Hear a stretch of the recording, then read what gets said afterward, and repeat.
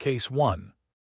In 1982, in Sweetwater County, Wyoming, a violent home bombing permanently altered the life of a woman and set in motion a fugitive case that would remain unresolved for more than 4 decades. Stephen Craig Campbell, then in his early 30s, was identified by investigators as the person responsible for planting an explosive device outside a private residence. The attack caused severe injuries and widespread property damage. Campbell was arrested and charged, but shortly after his release on bond, he disappeared. For 42 years, his whereabouts remained unknown, until a heavily armed standoff in 2025 exposed a false identity, extensive fraud, and the collapse of a decades-long evasion from justice. The case began on an evening in 1982 when an explosive device detonated outside a residence in Wyoming belonging to the boyfriend of Campbell's estranged wife. Investigators determined that the device had been concealed inside a metal toolbox placed near the entrance of the home. When the toolbox was opened, the bomb exploded, tearing off one of the victim's fingers and sending shrapnel through the structure. The blast ignited a fire that spread through the residence and damaged a neighboring unit. Emergency responders secured the scene, and bomb technicians confirmed the device had been deliberately constructed. Evidence at the scene quickly led authorities to Stephen Craig Campbell. He was arrested and charged with attempted first-degree slaying, but after being released on bond, he failed to appear for court proceedings. The evidence collected was substantial, yet the suspect had already vanished. The victim was Campbell's estranged wife, who investigators later confirmed had been the intended target of the bombing. At the time, the couple was separated, and tensions surrounding the breakdown of the marriage were documented by authorities. The explosive attack occurred at the residence of her romantic partner, placing her directly in harm's way when the toolbox was opened. The blast resulted in permanent physical injury and significant psychological trauma. Prior to the incident, there had been no public indication that the dispute would escalate to extreme violence. The bombing transformed what had been a private marital conflict into a criminal case involving explosives, arson, and attempted homicide. For the victim, recovery was long and incomplete. For investigators, the case marked the beginning of an extended search that would stretch across decades and state lines.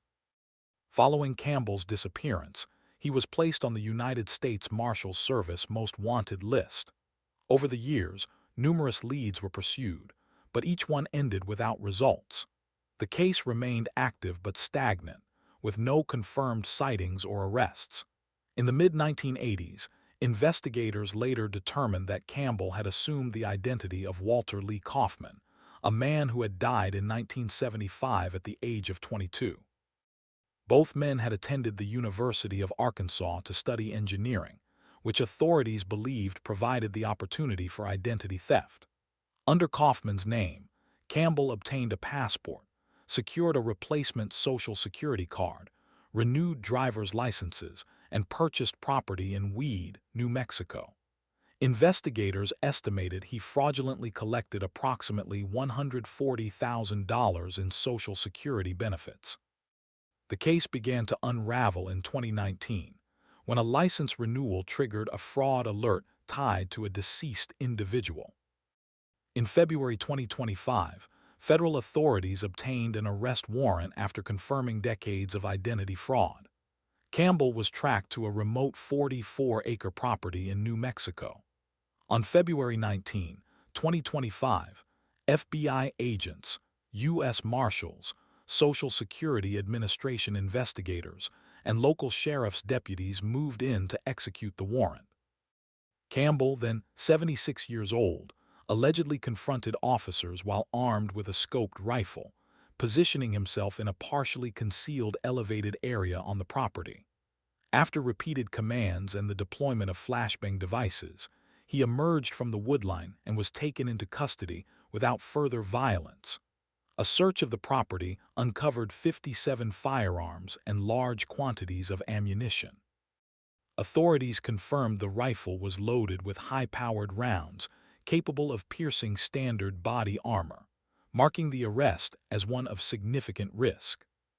Following his arrest, Campbell was charged federally with misuse of a passport, a crime carrying a potential sentence of up to 10 years in prison. Investigators also continued reviewing additional charges related to identity theft and financial fraud. Wyoming authorities were notified of his capture and formally requested a detainer in connection with the original attempted first-degree slaying charges stemming from the 1982 bombing.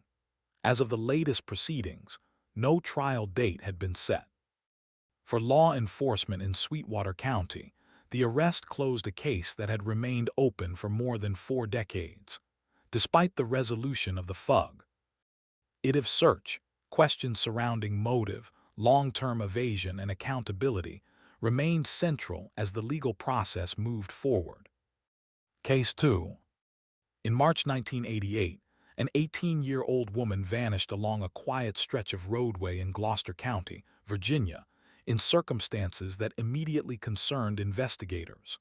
Lori Ann Powell had last been seen walking alone late at night after an argument with her boyfriend. Her disappearance did not resemble a runaway case, and those close to her reported no warning signs. Despite early search efforts, no answers emerged. Nearly 4 decades later, advancements in DNA technology connected her end to a suspected serial perpetrator, linking her case to a wider pattern of violence that had remained unresolved for years.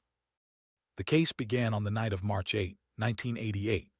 Lori Ann Powell was last seen alive at approximately 11:30 p.m. after exiting her boyfriend's vehicle following an argument.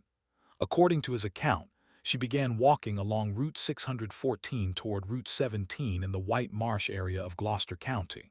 When Lori failed to return home or make contact, concern quickly grew. Her family reported her missing, prompting local authorities to initiate a search. The Gloucester County Sheriff's Office coordinated efforts that included ground searches, tracking dogs, and a state police helicopter. Flyers were distributed throughout the region, and a reward was offered for information. Despite these efforts, no confirmed sightings were reported. Weeks passed with no indication of her whereabouts. Then, on April 2, 1988, her nude body was discovered in the Elizabeth River near Craney Island, shifting the investigation from a missing person case to a homicide inquiry. Lori Ann Powell was a recent graduate of Gloucester High School, class of 1987, and was described by investigators as closely connected to her family and community. She worked at a video store operated by her mother at the Edge Hill Shopping Center in Gloucester Courthouse. Those who knew her stated she maintained regular routines and had no history of running away. Detectives noted that her disappearance lacked indicators commonly associated with voluntary absence. Her social circle was limited and well documented, and no immediate conflicts beyond the reported argument were identified. The location where she was last seen and the distance between that point and where her body was found raised questions about third-party involvement. Investigators determined that Lori's movements on the night she disappeared would become a central focus of the case. It would take only days for her quiet life to unravel into an investigation spanning decades. An autopsy revealed that Lori had sustained multiple stab wounds, including a fatal wound to the back of her neck. Evidence also indicated that she had been indecently assaulted. Detectives collected DNA from the scene, preserving it in anticipation of future analysis. At the time, forensic technology limited the ability to identify a suspect. The case remained active but produced no arrests. Over the years, the evidence was reviewed multiple times as forensic databases expanded. Investigators compared profiles against known offenders but found no matches. The location of Lori's body drew attention to similarities with other unsolved cases in the region, particularly along the Colonial Parkway corridor. Still, no definitive link could be established. The case remained open, with evidence preserved as technology slowly advanced. Then, decades later, a breakthrough emerged from an unexpected source. In 2017, detectives identified a posthumous DNA match connected to 63-year-old Alan Wilmer, a fisherman who had died that same year. Wilmer's DNA matched evidence from Lori Powell's case and 3 other unsolved homicides attributed to the Colonial Parkway series. Investigators determined that Wilmer used a commercial fishing boat to travel along the Elizabeth River, providing access to multiple disposal sites. He was linked to the deaths of Teresa Lynn Howell, David Knobling, and Robin Edwards, whose bodies had been found within miles of where Lori was recovered. Authorities believed Wilmer targeted victims along isolated roadways using a blue 1966 Dodge Fargo pickup truck and transported them by boat. Because Wilmer had never been arrested or convicted during his lifetime, his DNA had not been entered into the national database, delaying identification. The posthumous match reshaped the entire case. In November 2025, law enforcement officials publicly confirmed that Alan Wilmer was responsible for Lori Ann Powell's end. While no arrest or trial was possible, the announcement provided long-awaited answers to her family after 37 years. Investigators emphasized the role of interagency cooperation and advancements in DNA analysis in reaching this conclusion. At the same time, authorities acknowledged that questions remained, particularly regarding potential additional victims, including 2 individuals who disappeared days before Lori's body was found and whose remains have never been recovered. The case was formally resolved, but investigators continued to seek information from the public to determine whether Wilmer's actions extended beyond the known victims. Case 3. In September 1991, a 25-year-old woman disappeared after leaving her home in Texas to meet a client, setting off an investigation that would stall for more than 3 decades. Cynthia Gonzalez was reported missing after her vehicle was found abandoned only hours later. Despite early attention from law enforcement, no arrests were made and the case eventually went cold. 34 years later, a university-led cold case program revisited the evidence, uncovering overlooked details that redirected investigators and revived a case long believed to be unsolvable. Cynthia Gonzalez was last seen on September 17, 1991, when she left her home in Johnson County, Texas, telling others she was going to meet a client. When she did not return, concern escalated quickly. Her ex-husband reported her missing, and officers began searching for signs of her whereabouts. Within hours, Cynthia's car was located abandoned, raising immediate concerns that she may have been taken against her will. Law enforcement secured the vehicle and began treating the situation as a possible kidnapping. Over the following days, investigators interviewed known associates and attempted to reconstruct her movements.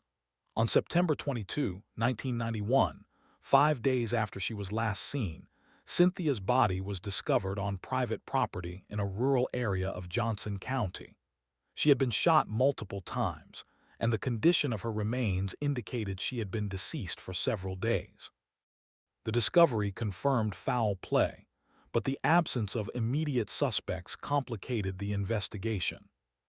At the time of her disappearance, Cynthia Gonzalez worked as an adult entertainer and was known to move within a small, familiar social circle. Investigators learned that she had been involved in a complicated personal situation involving a shared romantic partner. Cynthia and a woman named Janie Perkins were identified as friends who had both been romantically involved with the same individual. According to information known to detectives in the early 1990s, this relationship had recently ended, with the partner choosing to continue seeing Cynthia. In the weeks leading up to Cynthia's disappearance, tensions within this triangle were documented. Despite this knowledge, investigators were unable to establish a direct link between the personal conflict and the crime at the time. Cynthia's routine, associations, and movements were reviewed extensively, but no conclusive evidence emerged. Her family was left without answers as the case gradually lost momentum and receded into cold case status. For years, the investigation produced little progress. Witness interviews, forensic testing, and follow-up inquiries failed to identify a suspect. The case remained open but inactive as detectives were reassigned to newer investigations. In 2025, the case was revisited through a partnership between the University of Texas at Arlington's Criminology and Criminal Justice Department and the Arlington Police Department. As part of the program, students were assigned real cold case files to analyze. Cynthia Gonzalez's case was among hundreds reviewed. The students examined witness statements, police reports, and evidence logs, dedicating extensive time both inside and outside the classroom. During this review, they identified inconsistencies and overlooked details involving Janie Perkins. The students noted that Perkins had failed 2 voluntary polygraph tests in the 1990s and had made statements expressing hostility toward Cynthia. These findings prompted detectives to take a closer look. Following the students' review, detectives re-examined witness statements that had been collected decades earlier. Multiple witnesses reported that Janie Perkins had made admissions suggesting involvement in Cynthia's disappearance and slaying. Investigators compared these statements with physical and circumstantial evidence from the original case and found significant alignment. The lack of an alibi for the night Cynthia went missing further strengthened the case. Detectives concluded that Perkins either directly participated in or facilitated the kidnapping and killing. On November 6, 2025, 63-year-old Janie Perkins was arrested by U.S. Marshals on a charge of capital slaying. The arrest marked the first time anyone had been formally charged in the case since Cynthia's body was discovered in 1991. The development represented a decisive shift after decades of inactivity. The arrest of Janie Perkins brought renewed attention to Cynthia Gonzalez's case and highlighted the impact of academic and law enforcement collaboration. Cynthia's daughter, who had been 6 years old at the time of her mother's death, was notified of the arrest and expressed surprise at the sudden breakthrough. Law enforcement officials emphasized that the department did not have a full-time cold case unit and that the students' involvement played a critical role in re-examining dormant evidence. The success of the program led to continued reviews of other unsolved cases. As legal proceedings moved forward, Cynthia's case stood as an example of how long-dormant investigations could be revived through renewed scrutiny, even decades after the original crime. Case 4. In January 1998, a hospital employee was found unresponsive inside her office at Prince George's Hospital Center in Maryland. The discovery immediately raised concerns of foul play and launched a homicide investigation that would remain unresolved for decades. Cheryl Candle, a longtime patient coordinator, had been attacked inside a workplace setting presumed to be secure. Despite early forensic efforts, the identity of the person responsible remained unknown. 27 years later, advances in investigative genetic genealogy finally identified a suspect, bringing long-delayed clarity to a case that had never been forgotten by investigators. The case began on January 13, 1998, when Cheryl Candle was discovered unresponsive inside her office at Prince George's Hospital Center in Cheverly, Maryland. Emergency personnel responded, but she was pronounced deceased at the scene. An autopsy later confirmed that she had been strangled and indecently assaulted. The location of the crime, inside a functioning hospital, immediately narrowed investigative focus to individuals with access to the facility. Detectives secured the scene, collected forensic evidence, and began interviewing hospital staff.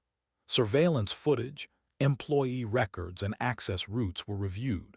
In the days that followed, authorities learned that Candle had sent an email to hospital administrators shortly before her death, reporting thefts and expressing fear for her safety. That information added urgency to the investigation.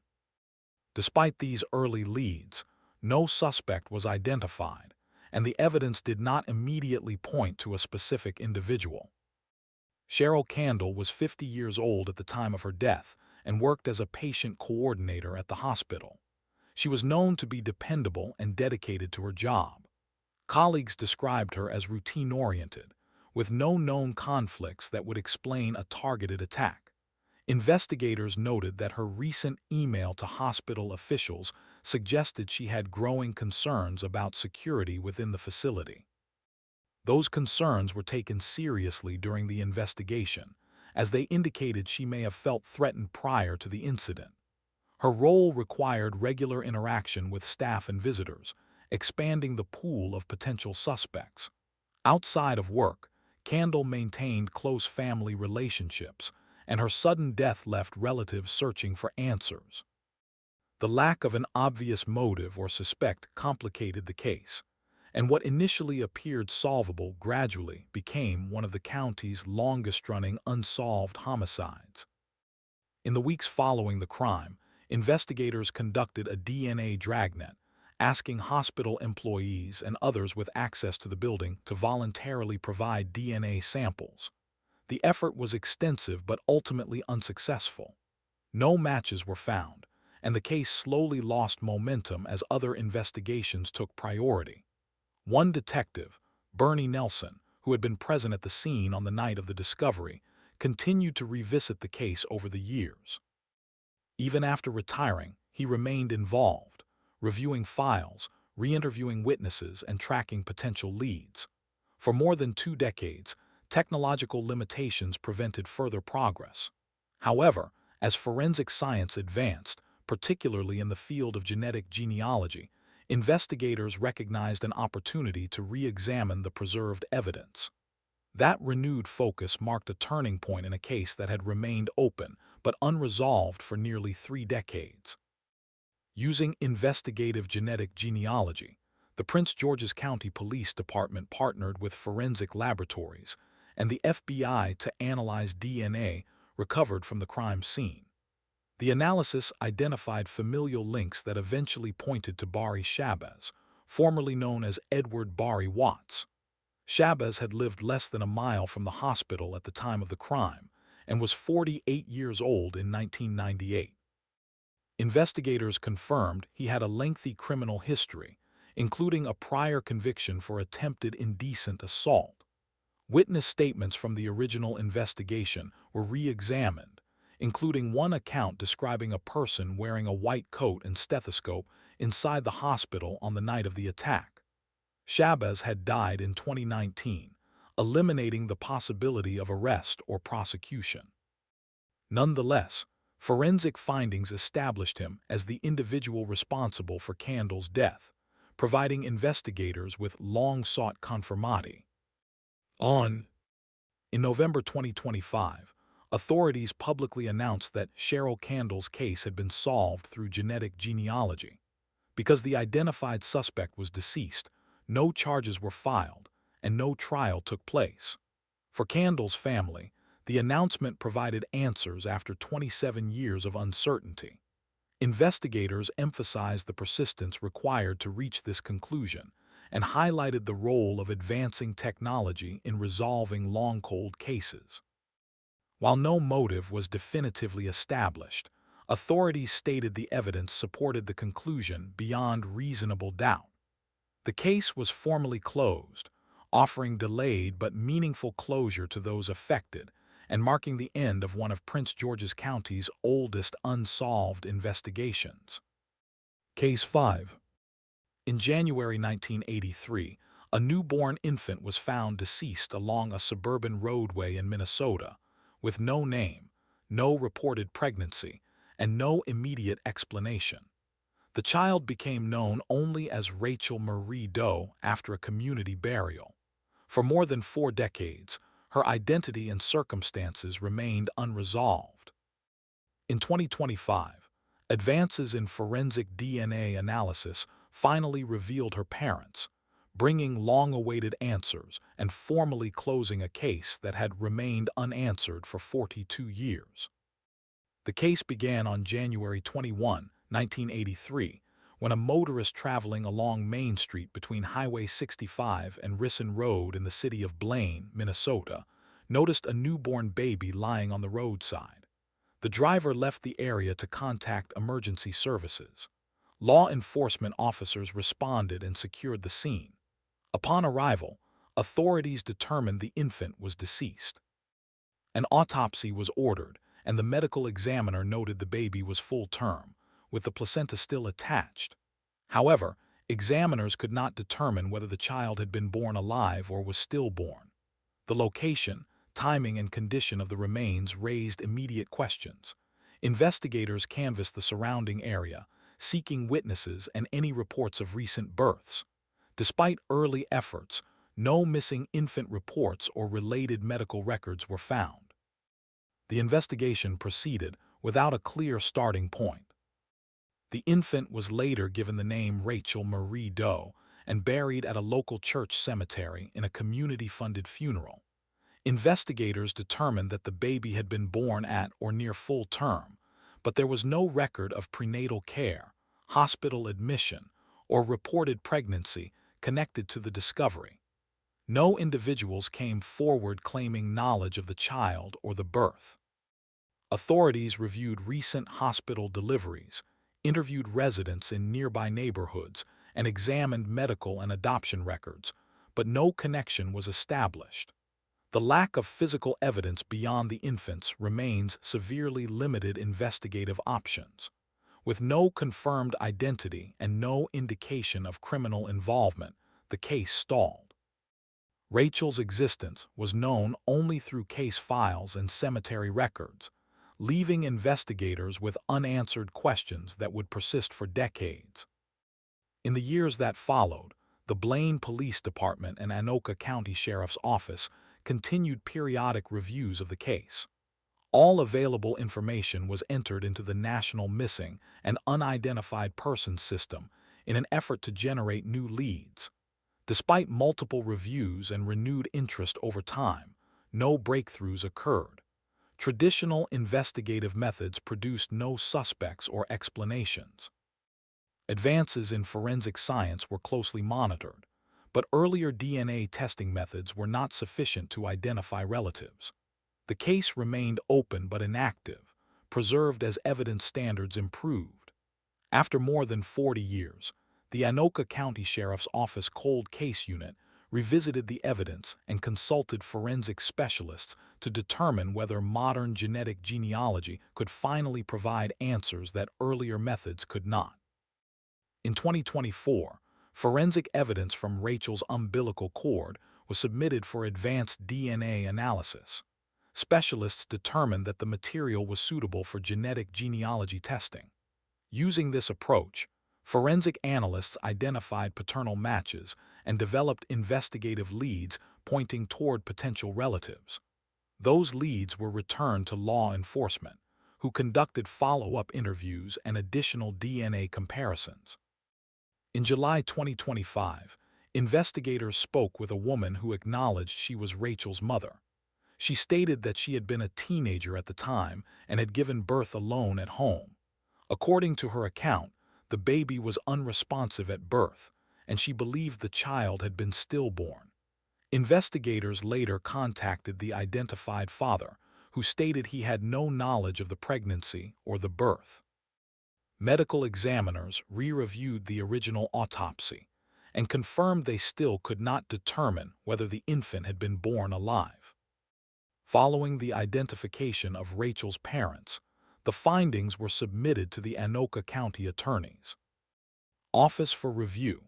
After examining the evidence, prosecutors declined to file criminal charges, citing the inability to establish that a crime had occurred and noting that the statute of limitations for related offenses had expired. With no charges pursued, the identities of those involved were not publicly released.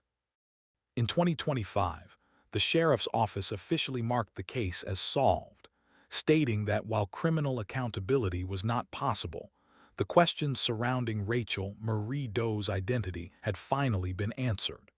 The case was closed without criminal liability, ending one of Minnesota's longest-running unidentified infant investigations. Case 6.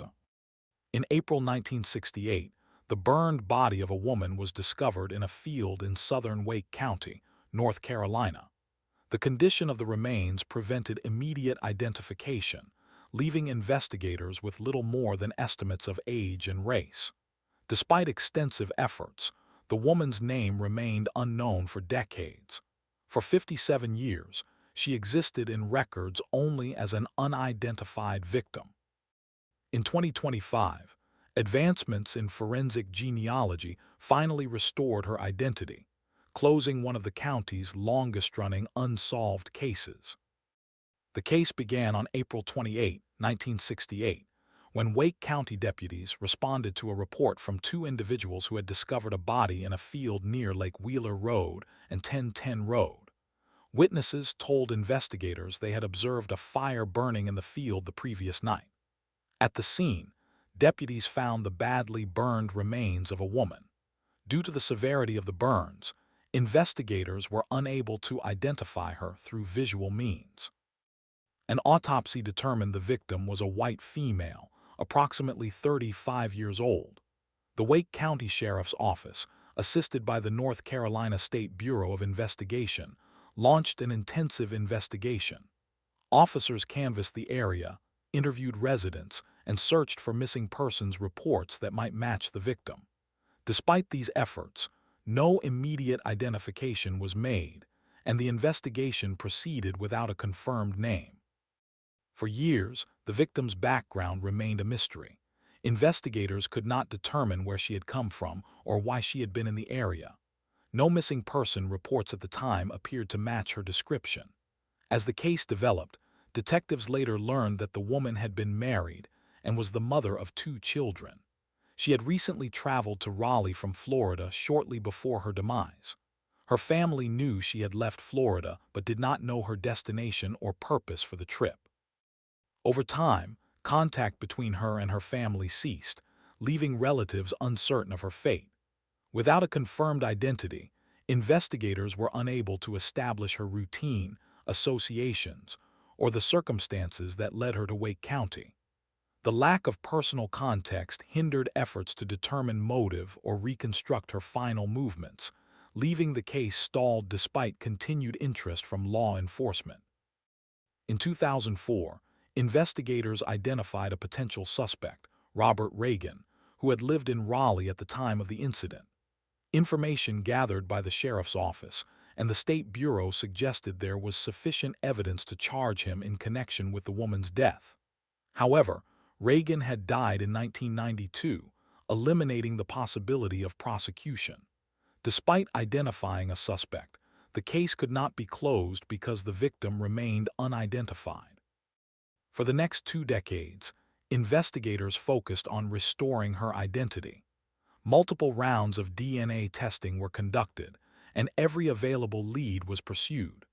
Traditional methods failed to produce results, and the case remained open, centered on the unresolved question of who the woman was rather than who was responsible. In 2024, investigators submitted preserved hair evidence to Astria Forensics for advanced DNA analysis. This marked a turning point. In 2025, a viable DNA profile was developed from the hair, which had been retained as evidence for 57 years. The profile was analyzed by a forensic genealogist with First Genes LLC. Using genetic genealogy techniques, potential relatives were identified.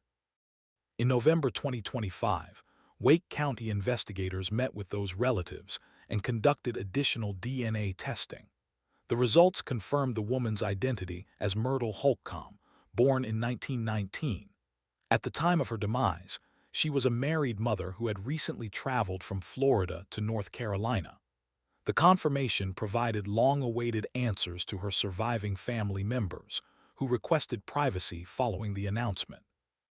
With Myrtle Holcomb's identity restored, the Wake County Sheriff's Office officially closed the case. Because the identified suspect had died decades earlier, no charges were filed and no trial occurred. Law enforcement officials stated that while criminal accountability was no longer possible, the primary objective of restoring the victim's identity had been achieved.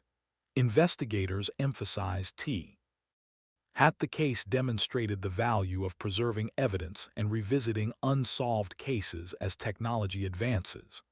After more than half a century, Myrtle Holcomb was no longer an unknown victim, and her case was resolved without prosecutable suspects, bringing an end to a 57-year search for answers. Case 7. In May 1974, a convenience store owner was shot during what appeared to be a robbery attempt in Jacksonville, Florida. The attack left the community shaken, but the person responsible vanished without being identified. Freddie Farah was pronounced deceased shortly after the shooting, and the case remained unresolved for decades. 43 years later, advancements in fingerprint technology allowed investigators to re-examine preserved evidence, ultimately identifying the suspect and bringing a long-dormant investigation to a legal conclusion. The case began on May 22, 1974, when an armed individual entered the Grand Park food store on Kings Road in Jacksonville. Freddie Farah was behind the counter managing routine business operations when the suspect demanded money. During the encounter, the suspect moved closer to the counter and opened fire. Witnesses inside the store reported hearing gunshots and seeing the suspect flee immediately afterward. Law enforcement and emergency responders arrived within minutes and transported Farah to a nearby hospital. Despite medical intervention, he was pronounced deceased due to his injuries. Investigators determined that no money had been taken from the store, raising questions about whether the robbery attempt had failed or whether the motive extended beyond theft. The scene was processed, and limited physical evidence was collected.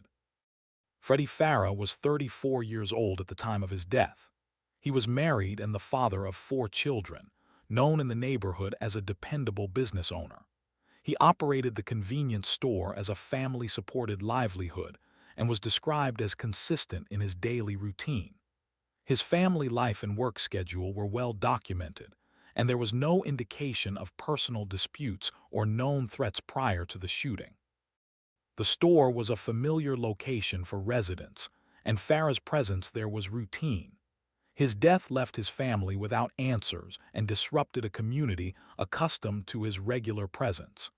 Investigators focused on the circumstances of the robbery attempt, but the absence of clear motive or suspect connections limited progress.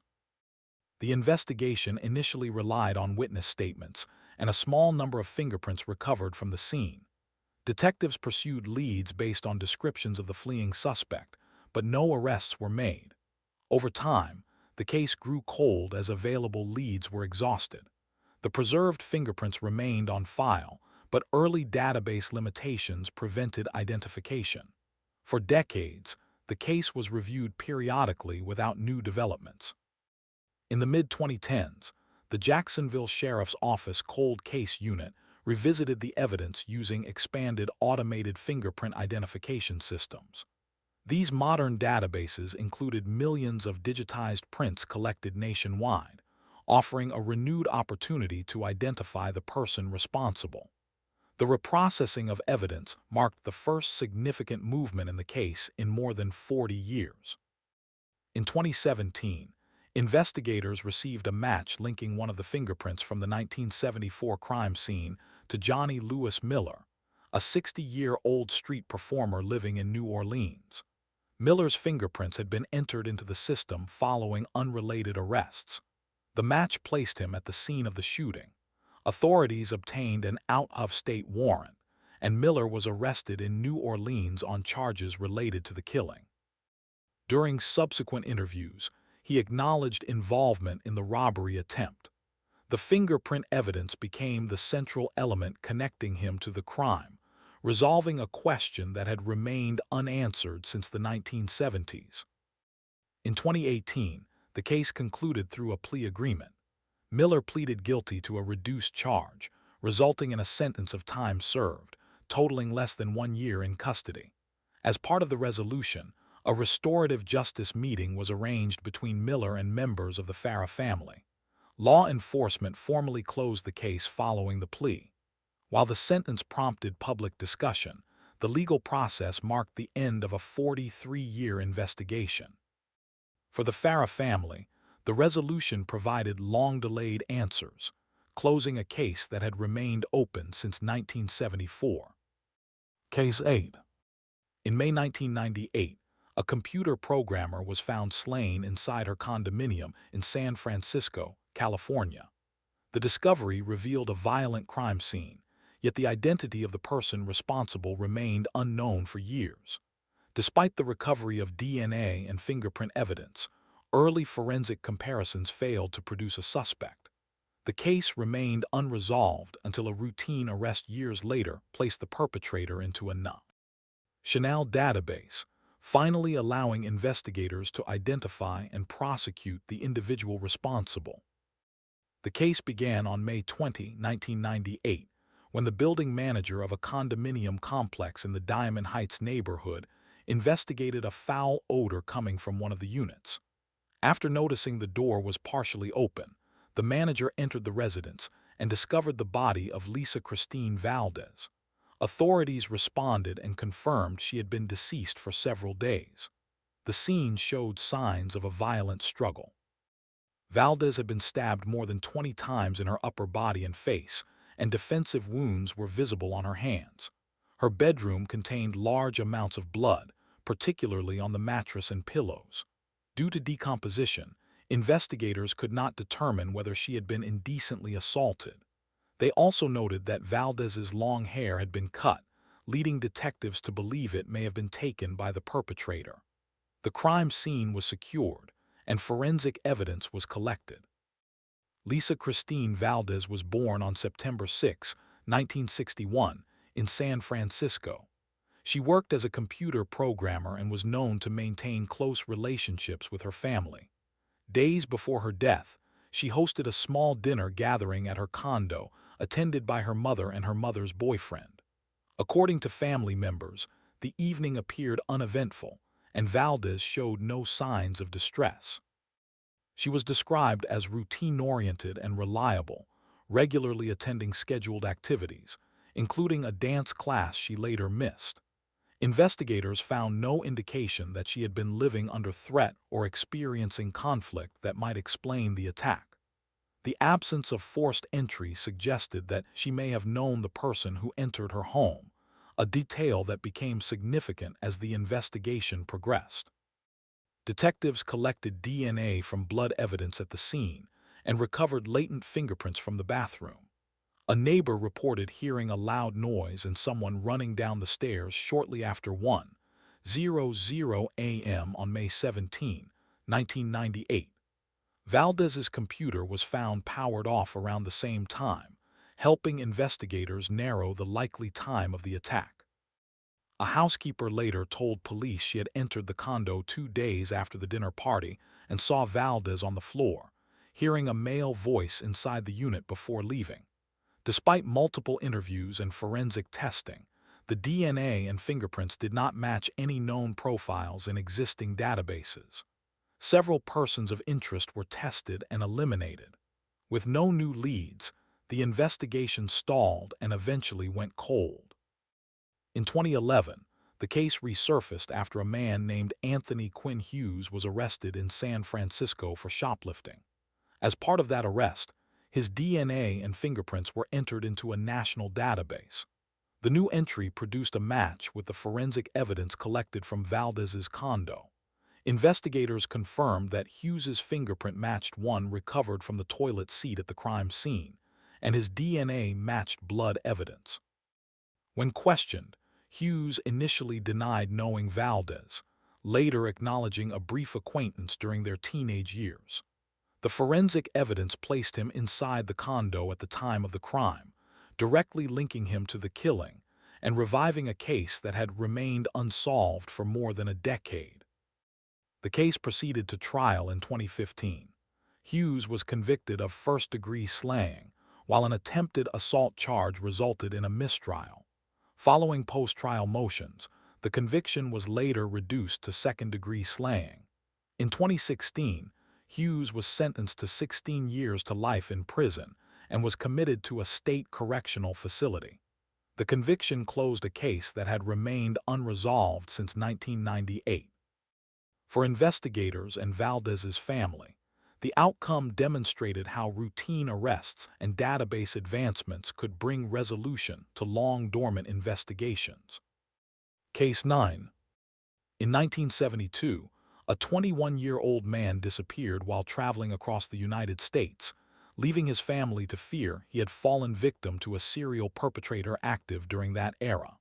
For decades, Robert Hutton's name appeared in missing person records, with no confirmed sightings or contact.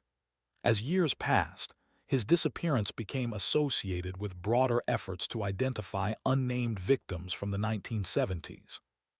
Nearly 40 years later, investigators uncovered evidence that led to an unexpected conclusion: Robert Hutton was alive.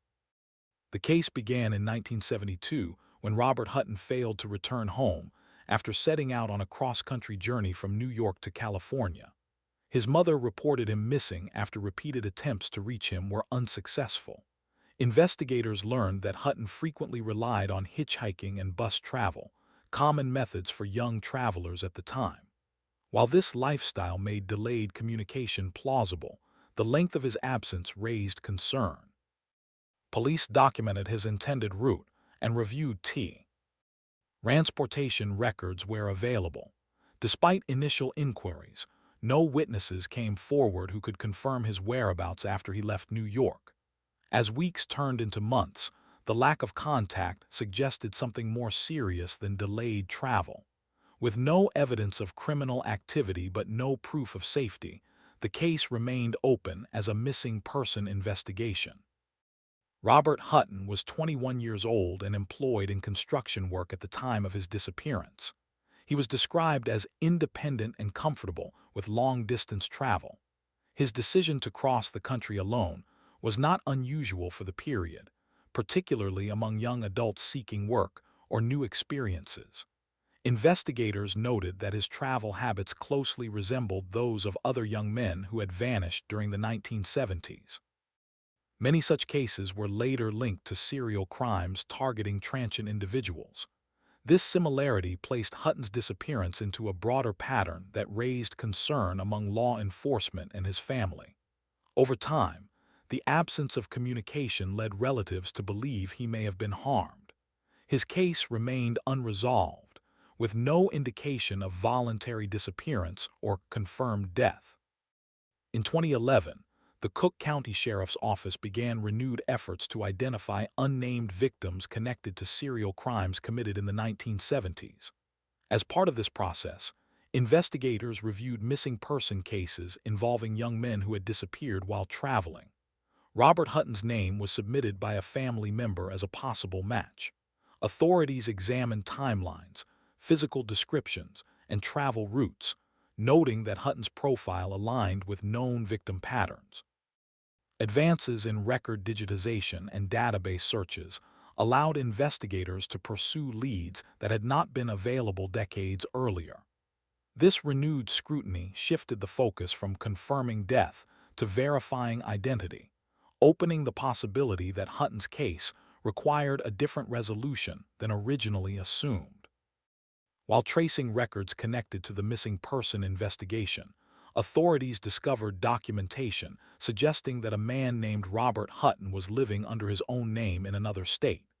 Investigators followed the paper trail through employment records, property information, and public databases, eventually locating him in rural Montana. When contacted, the man confirmed he was the same Robert Hutton reported missing in 1972. He stated that his prolonged absence resulted from losing contact with his family and feeling embarrassed about returning after so much time had passed. Over the years, avoidance became routine, and he remained unaware that his disappearance had been linked to major criminal investigations. The discovery confirmed that no crime had occurred. After confirming his identity, investigators facilitated contact between Robert Hutton and his surviving family members. He reunited with his father and sister, bringing an end to nearly 4 decades of uncertainty. With his status confirmed, law enforcement formally closed the missing person case. The resolution marked a rare outcome in long-term disappearance investigations, where fears of violent crime were replaced by confirmation of life. While the years apart could not be undone, the case concluded without criminal proceedings, ending one of the longest-running unresolved missing person records associated with the era. Case 10. In November 2012, an international cyber investigation uncovered one of the largest child exploitation cases ever prosecuted in the state of Georgia. What began as a routine digital inquiry overseas quickly escalated into a multi-agency operation spanning continents. The investigation exposed years of abuse involving multiple victims and extensive digital evidence. Within hours of identification, U.S. authorities moved to intervene. The case demonstrated how global information sharing and modern forensic tools could dismantle a long-running pattern of exploitation that had remained hidden behind an ordinary public life. The case originated in November 2012 when Danish authorities, while conducting an unrelated investigation into explicit child material, examined a seized computer and discovered a series of disturbing images. The files depicted the abuse of 2 children by an unidentified adult male. Danish investigators immediately forwarded the material to the U.S. Immigration and Customs Enforcement Cyber Crime Center for further analysis. Specialists determined that the images had been produced in the United States and traced digital markers pointing to Georgia. Homeland Security investigations agents in Savannah were alerted and began coordinating with federal, state, and local law enforcement partners. Metadata, digital signatures, and location indicators narrowed the source of the images. What initially appeared to be an international data transfer quickly transformed into a targeted criminal investigation, focused on identifying and locating the individual responsible for producing the material. The investigation revealed that the abuse involved multiple minors over an extended period. Authorities determined that between 2009 and 2011, several children under the age of 12 were repeatedly abused and exploited. The offenses occurred in private settings, allowing the perpetrator to maintain a public image of normalcy within the community. The victims were vulnerable and had limited ability to report the abuse at the time it occurred. Investigators later confirmed that the material recovered represented only a portion of the total harm inflicted. Additional victims were identified during the course of the investigation, some of whom had not been photographed or recorded. The scope of the exploitation demonstrated a sustained pattern rather than isolated incidents, significantly elevating the severity of the case and the urgency of intervention. Through rapid cross-border intelligence sharing, Homeland Security investigations used advanced digital forensics to identify the suspect as Stephen Keating, a 52-year-old resident of Jessup, Georgia. Analysts correlated the images with online activity, device identifiers, and network data to confirm his identity. Information was shared in real time between Danish authorities and U.S. investigators, allowing for swift operational planning. Once Keating was positively identified, agents coordinated surveillance and prepared a search warrant. The efficiency of the information exchange prevented further abuse and ensured evidence preservation. Investigators later noted that the speed of the identification was critical in limiting additional harm and securing digital evidence before it could be destroyed or altered. Within 24 hours of identifying Stephen Keating, federal agents executed a search warrant at his residence. Homeland Security investigations, assisted by state and local law enforcement, took Keating into custody without incident. A search of the home uncovered a large collection of explicit child material, confirming his direct involvement in producing and distributing the images discovered overseas. Forensic examination of seized devices revealed extensive documentation of abuse involving at least 3 identified victims, with evidence indicating additional unrecorded offenses. Keating was formally charged with multiple counts related to child exploitation and distribution of explicit material. The swift arrest marked a decisive conclusion to the investigative phase and secured critical evidence for prosecution. In July 2013, Stephen Keating pleaded guilty to multiple counts of child exploitation and distribution of explicit material. Each exploitation charge carried significant mandatory sentencing requirements. The court imposed a combined sentence totaling 110 years in federal prison. In addition to incarceration, Keating was ordered to serve a period of supervised release and was permanently required to register as a sex offender. Prosecutors emphasized that the sentence reflected the scale and duration of the abuse. With sentencing complete, the case was formally closed, standing as a landmark example of international cooperation and the use of digital forensics to dismantle large-scale child exploitation networks. Case 1. June 12, 2016, Orlando, Florida. A 29-year-old security guard opened fire inside Pulse nightclub during the early morning hours, sending patrons scrambling for cover as calls flooded emergency lines. Within days, investigators centered their attention on the shooter's documented instability and extremist claims, tracing the lead-up to the deadliest attack of its time and the chaos that unfolded in minutes. Police responded to an active shooter at 2:02 a.m., arriving to a scene where dozens were wounded, trapped, or hiding inside restrooms and storage areas. Initial gunfire was followed by a prolonged standoff as officers negotiated, evacuated survivors, and attempted to contain the situation. Evidence quickly indicated inconsistencies in the perpetrator's shifting statements during calls made inside the club, while tactical units assessed structural hazards that complicated immediate entry. The unfolding hours highlighted communication delays, uncertain victim locations, and the escalating danger as reports of continued shots intensified pressure on first responders. The attack struck late-night patrons gathered for weekend events, intersecting with LGBTQ nightlife spaces long targeted in broader hate-motivated rhetoric. Many visitors were local residents, while others were out-of-town attendees celebrating Latin night at the venue. Meanwhile, the shooter traveled from another city, reinforcing questions about premeditation and motive. Prior accounts of his behavioral instability, workplace problems, and violent remarks gained renewed relevance as investigators reconstructed his background, mapping personal grievances and ideological claims against the timeline of the attack. Law enforcement identified prior FBI investigations that had closed without charges, then verified his recent firearms purchases made legally weeks before the attack.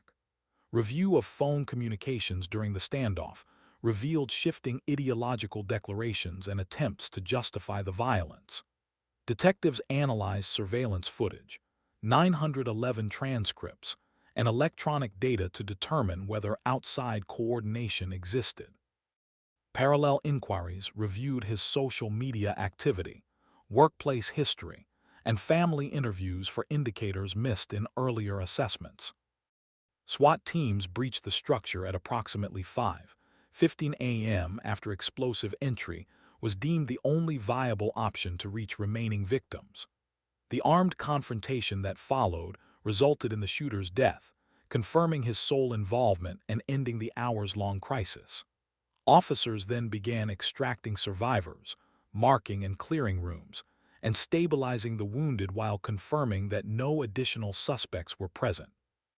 Recovery operations continued through daylight as investigators processed the extensive crime scene.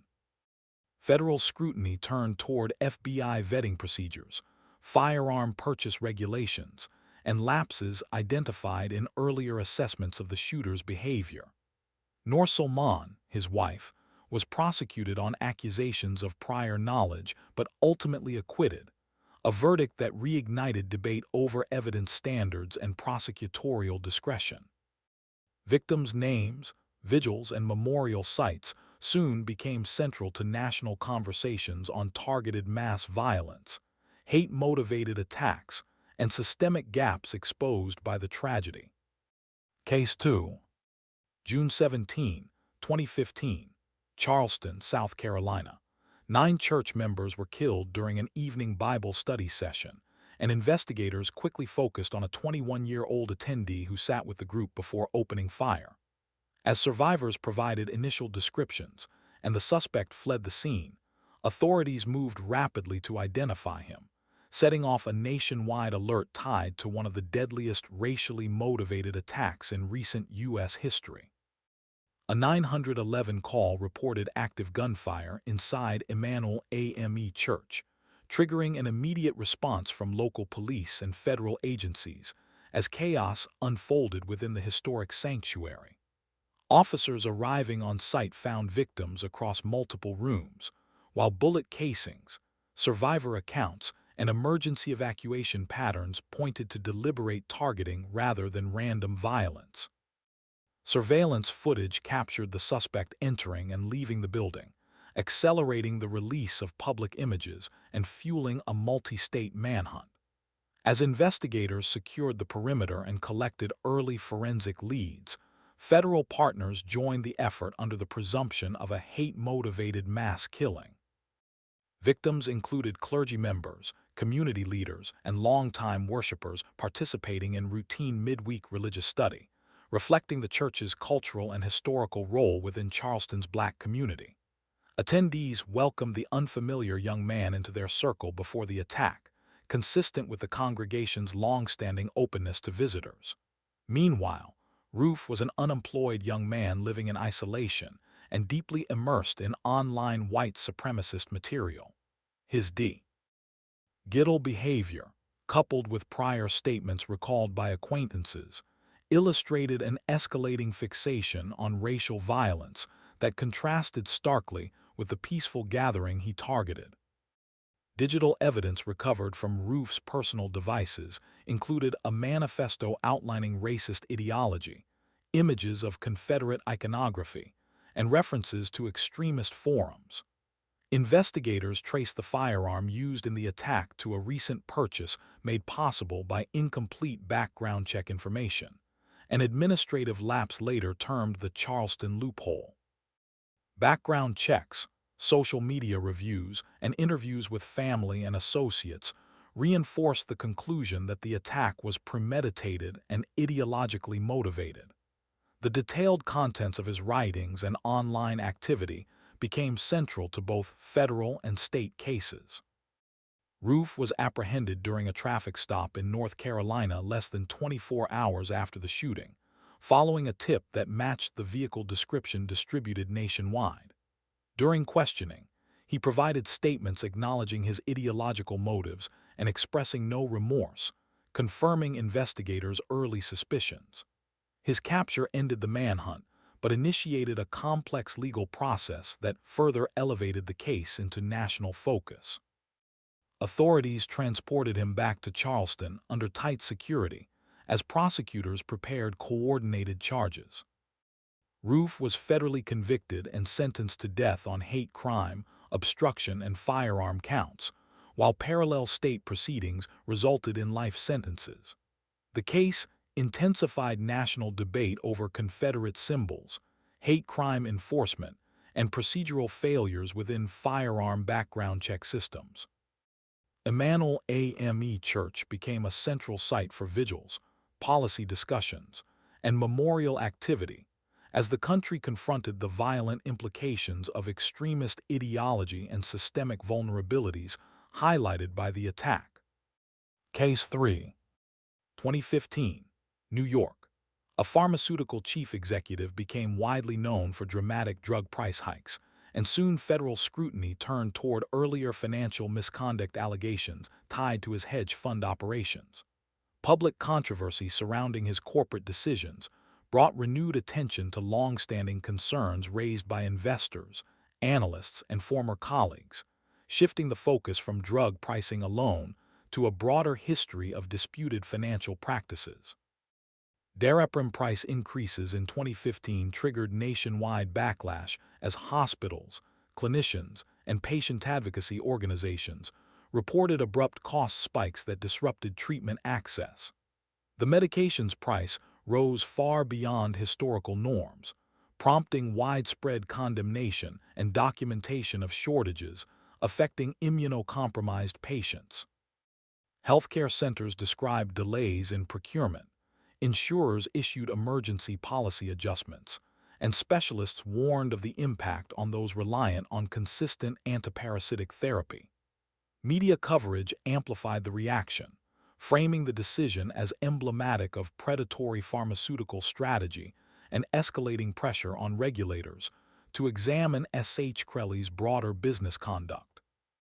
Patients dependent on the drug found themselves facing new levels of financial strain, as the sudden increases placed essential treatment out of reach for many without expanded insurance support. This public health concern intersected with S.H. Crelly's earlier career trajectory, which included hedge fund management marked by aggressive trading decisions, high-risk investment strategies, and corporate acquisitions that sometimes led to disputes with investors. His transition into pharmaceutical leadership reflected a broader pattern of leveraging financial mechanisms to expand control over small to mid-sized firms, creating a business profile defined by rapid moves, controversy, and volatile stakeholder relations. The FBI intensified a separate probe into his hedge fund activities, uncovering evidence of misrepresented performance results, misleading investor statements, and the use of cross-company fund transfers to mask losses.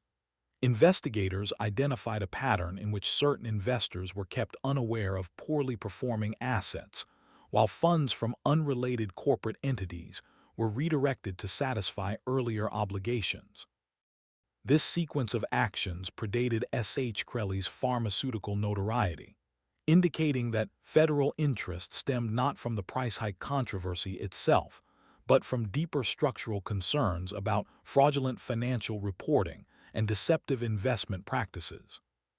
S.H. Crelly was arrested in December 2015 on securities fraud and conspiracy counts, marking the culmination of inquiries that consolidated whistleblower memoranda, financial audit findings, and testimony from investors who reported discrepancies in fund statements. Federal indictments outlined schemes in which returns were overstated, losses concealed, and corporate resources misallocated in ways inconsistent with securities regulations. His R.S. shifted public discussion from pharmaceutical ethics to criminal allegations involving investor deception and misuse of capital. Convictions in 2017 resulted in a 7-year federal sentence, prohibitions on future participation in the pharmaceutical industry, and forfeiture orders covering millions in assets. The case contributed to renewed national debate surrounding drug pricing oversight, regulatory loopholes, and the intersection between corporate governance and public health. Policy discussions intensified in Congress and among advocacy groups, with S.H. Crelly's actions referenced as a catalyst for examining systemic vulnerabilities in both financial reporting and pharmaceutical market regulation. Case 4. November 3, 2016, Spartanburg County, South Carolina. A missing persons inquiry culminated in the unexpected rescue of a captive woman found chained inside a locked shipping container. The discovery redirected investigators toward a local real estate agent whose outwardly successful business operations concealed a long pattern of violent crimes. As deputies expanded the search, early findings suggested that the unfolding case involved far more than a single disappearance. Authorities executed a targeted search on a rural property after digital records and witness accounts confirmed that a missing couple's final known movements traced back to the location. During the sweep, officers heard noises from inside a metal container and uncovered one victim alive, bound, and reporting prolonged captivity. Her statements revealed that her male companion had been murdered shortly after their disappearance, prompting an immediate shift from a recovery mission to a homicide investigation. Excavations and auxiliary searches on the extensive acreage continued as teams attempted to identify additional victims and reconstruct the timeline of the couple's abduction. Victims linked to the offender included motorcycle shop employees murdered in 2003, as well as individuals encountered through sporadic business dealings tied to real estate or local commerce.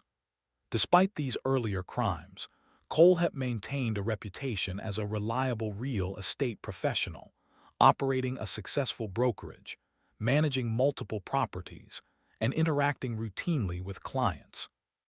This public persona stood in stark contrast to his concealed violent history, which included previous sex offense convictions and behavioral issues that had gone largely unnoticed by associates, enabling him to blend into his community while targeting victims with limited social visibility.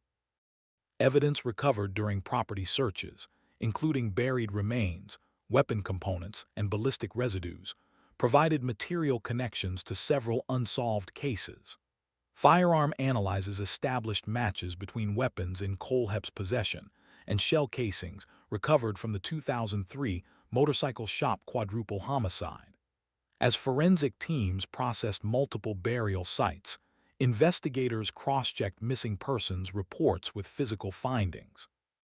Kohlhepp's subsequent statements further corroborated investigative leads, confirming involvement in a series of killings spanning more than a decade.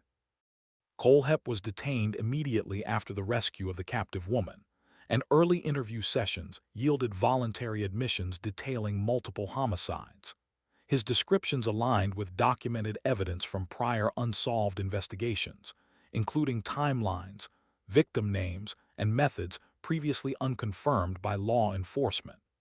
These interviews accelerated case consolidation as detectives verified details across crime scenes, linking him definitively to 7 murders. He pled guilty in 2017 and received 7 consecutive life sentences without the possibility of parole, formally closing cases that had remained unresolved for years. Public review following the sentencing focused on systemic gaps in sex offender monitoring, questions surrounding firearm access despite past convictions, and the extended duration in which Kohlhepp operated without detection. The revelations prompted calls for strengthened oversight mechanisms and renewed scrutiny of background check standards for professional licensing and weapons procurement. Case 5. January 18, 2015, Stanford University. A 22-year-old unconscious woman was found behind a dumpster near a fraternity house, and responding officers immediately focused on a 19-year-old student-athlete detained at the scene. As emergency personnel evaluated the victim's condition, early statements and witness observations established the suspect's proximity and behavior, prompting rapid escalation from a medical response to a felony sexual assault investigation. 2 graduate students cycling nearby witnessed part of the assault, intervened, and restrained the suspect when he attempted to flee. They contacted police, guided officers to the location, and provided first-hand accounts of the events leading to his detention. Medical examination at the hospital confirmed multiple indicators consistent with sexual assault, including trauma and impaired consciousness. The victim, unresponsive at the scene due to intoxication, was unable to provide an immediate narrative, making physical evidence, witness intervention, and time-stamped observations central to the early investigative record. The victim was an adult visitor attending a campus party with her sister, unfamiliar with campus social environments, and unaware of the suspect prior to the incident. Turner was a first-year student and competitive swimmer, whose athletic profile and personal background were repeatedly highlighted in media coverage and courtroom arguments. Defense and prosecution narratives contrasted sharply, with the victim's vulnerability emphasized against Turner's academic and athletic standing, shaping public perception of the case long before trial proceedings concluded. Physical evidence included biological samples, photographs, and environmental forensic analysis, documenting the location and sequence of events. Witness accounts from the intervening students aligned with time logs, bike path activity, and the suspect's own admissions regarding alcohol consumption and interaction with the victim. Blood alcohol concentration levels for both parties established significant impairment, reducing ambiguity regarding consent and physical capacity. These combined elements formed a detailed evidentiary timeline that left little factual dispute over the assault sequence, instead shifting legal argument toward interpretation of intent and incapacitation. Turner was arrested at the scene and subsequently charged with multiple felony counts, including assault with intent to commit rape and sexual penetration of an unconscious person. The case advanced to a 2016 jury trial in which prosecutors argued that the victim's incapacitation rendered any claim of consent invalid. Testimony from the witnesses, forensic experts, and law enforcement reinforced the prosecution's narrative, leading to Turner's conviction on all counts.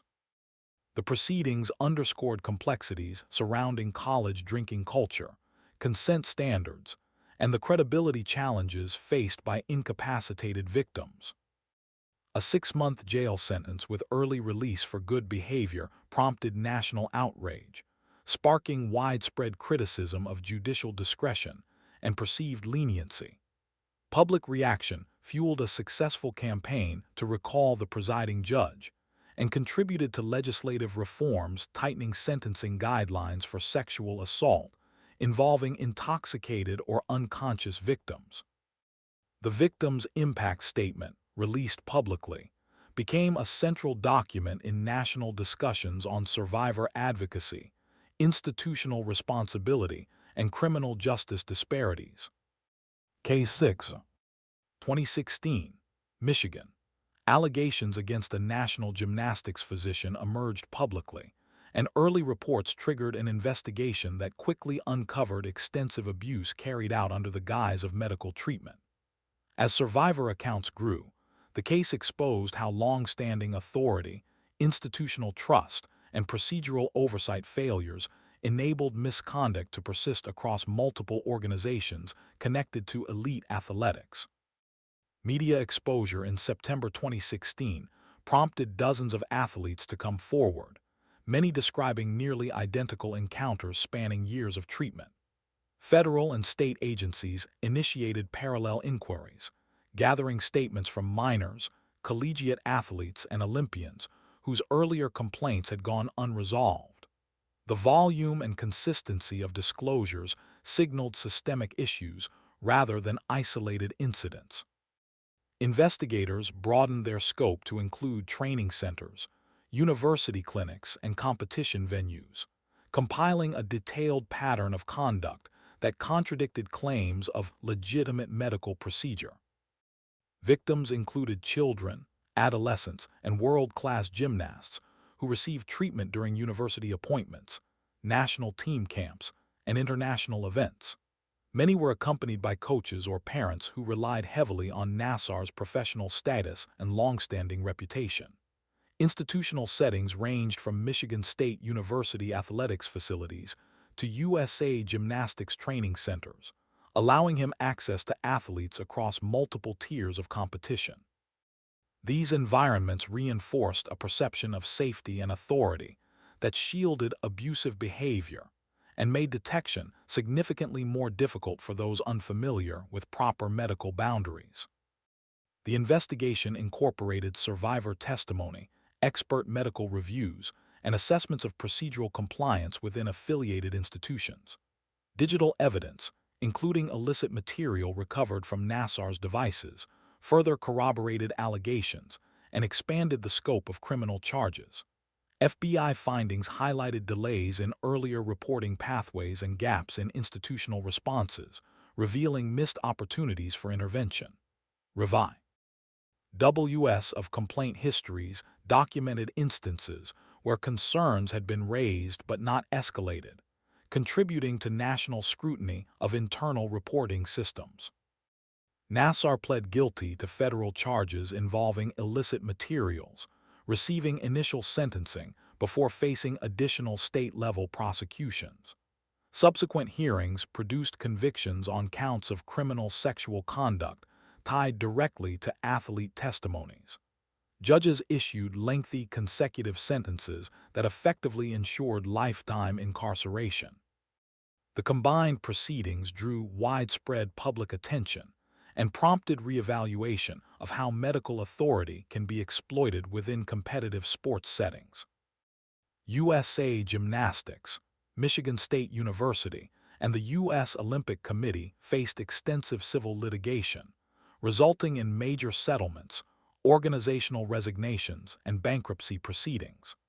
Public review concentrated on structural failures surrounding athlete protection, mandatory reporting obligations, and oversight mechanisms within youth and elite athletic programs.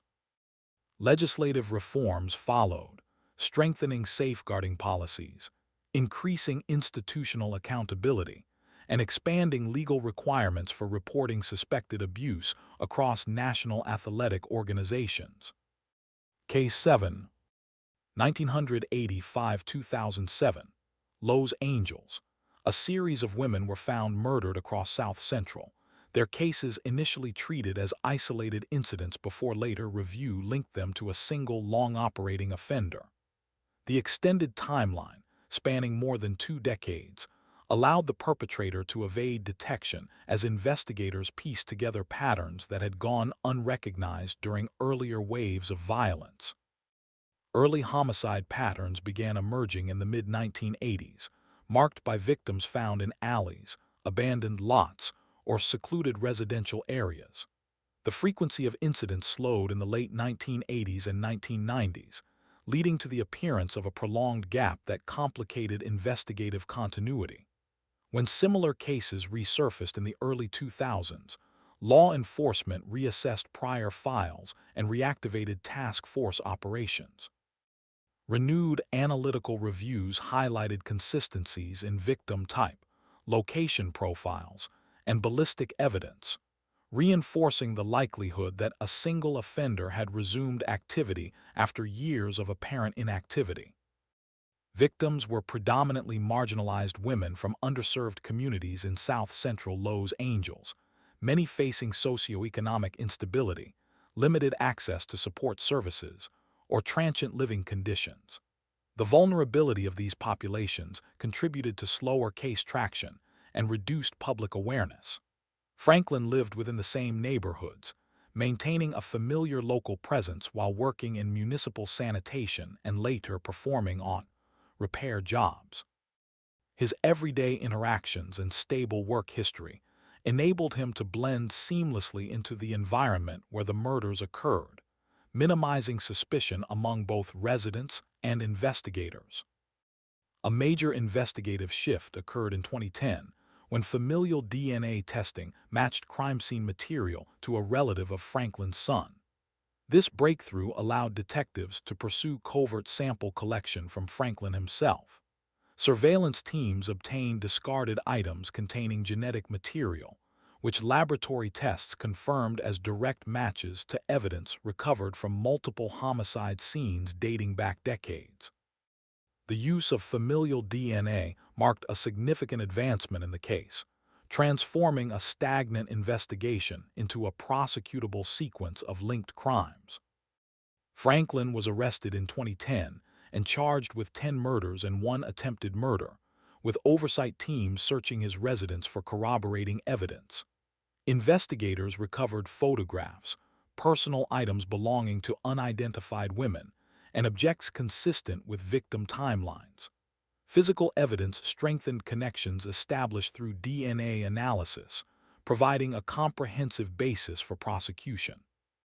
The arrest concluded one of the region's longest-running serial murder investigations and provided answers to families who had waited years for resolution. He was convicted in 2016 and received a death sentence, formally acknowledging decades of harm inflicted on communities with limited institutional support. Franklin died in custody in 2020 while awaiting execution.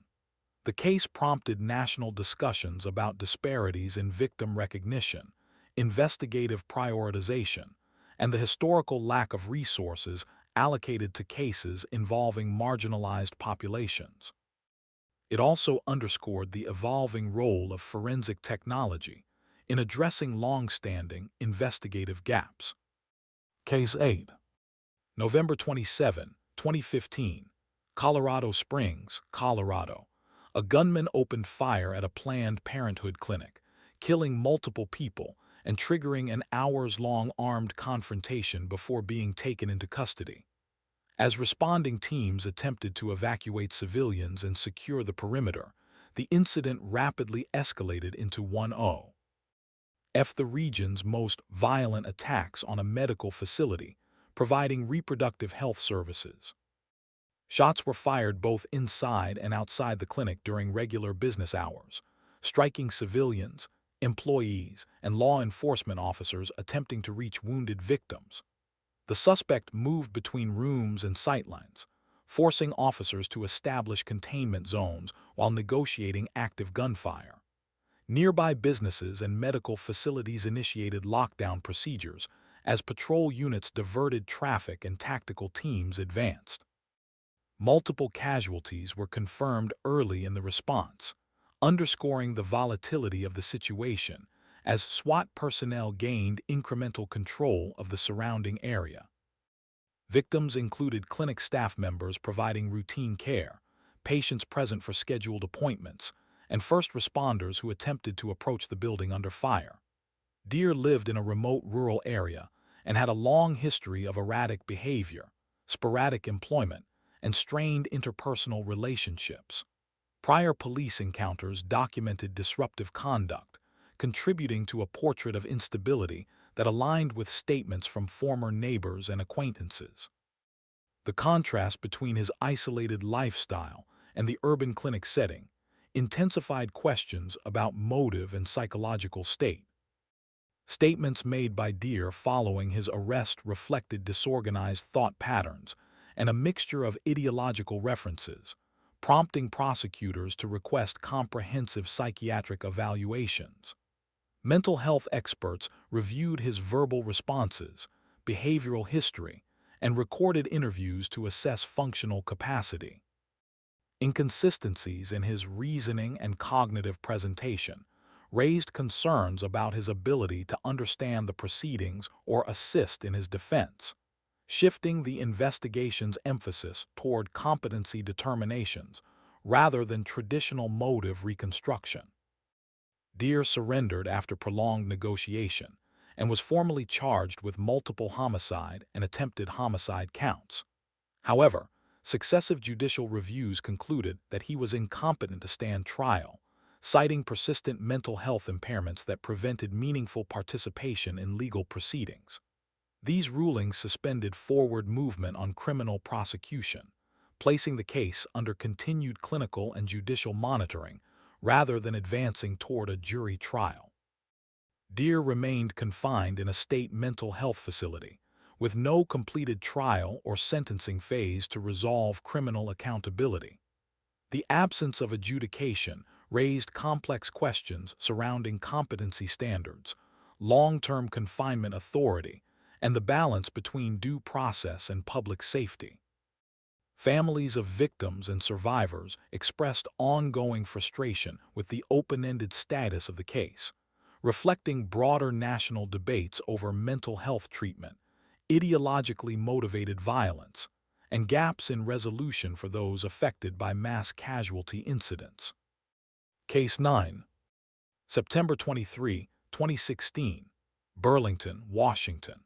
A 20-year-old gunman opened fire inside the Macy's department store at Cascade Mall, killing multiple victims and fleeing the scene before police arrived.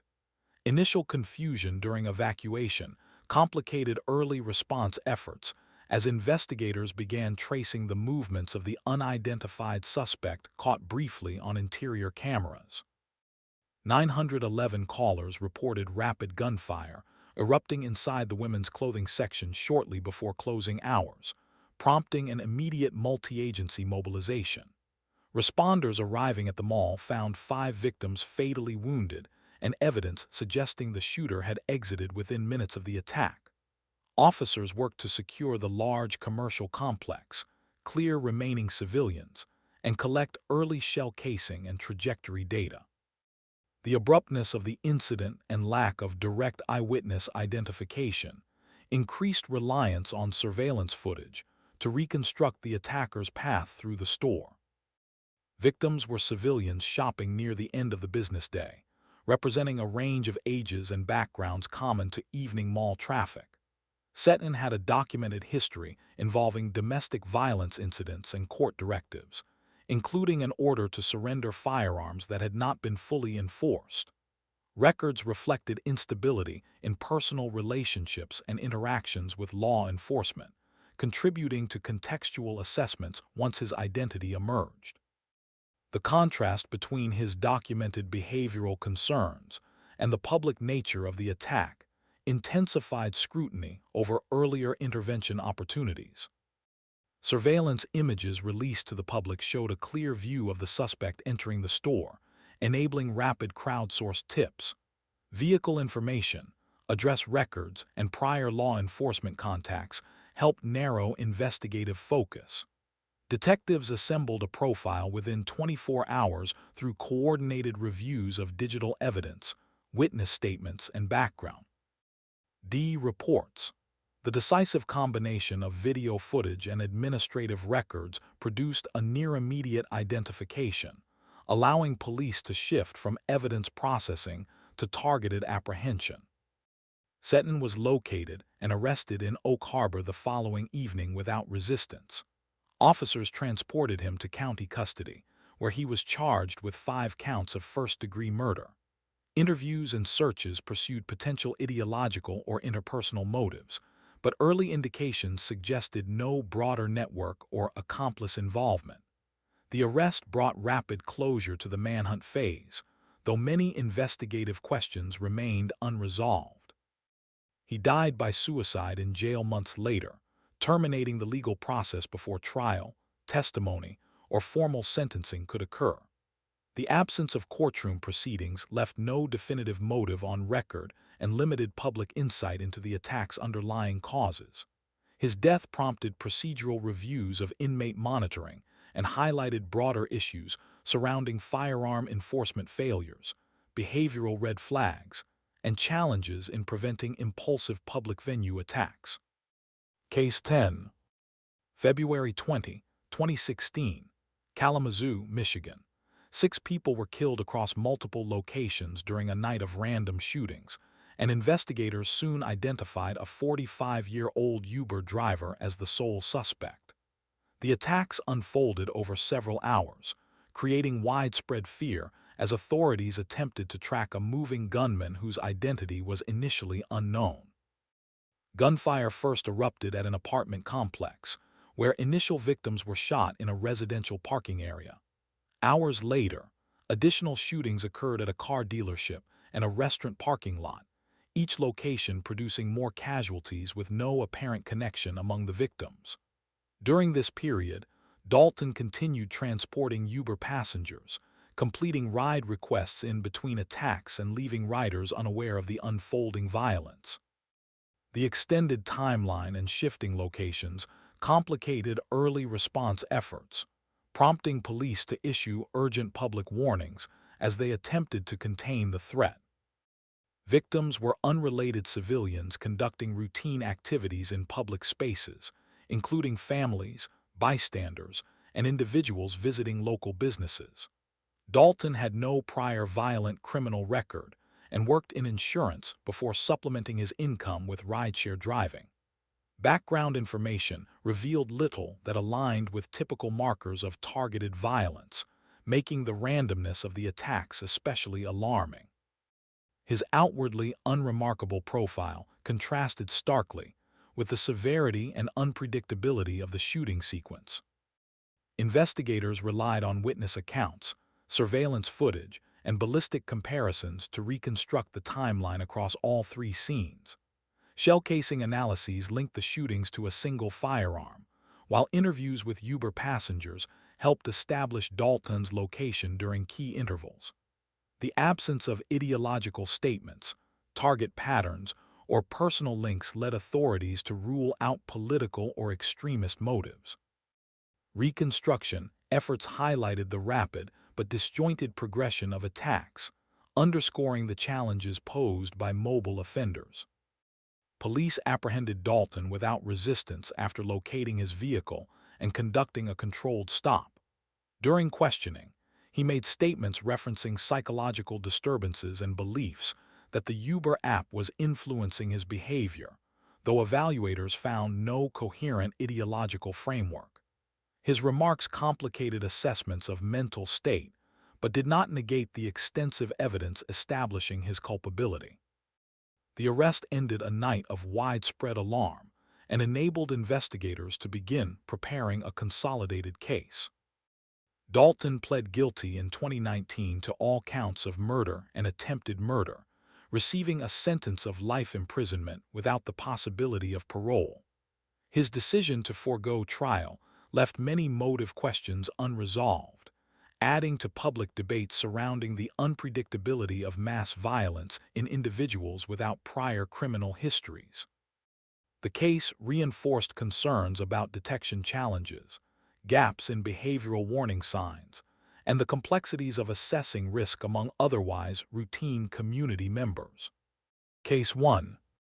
On May 20, 2022 in Orono, Minnesota, 28-year-old Julissa Toller was stopped by police after officers observed a sedan with a shattered rear window and a flat tire.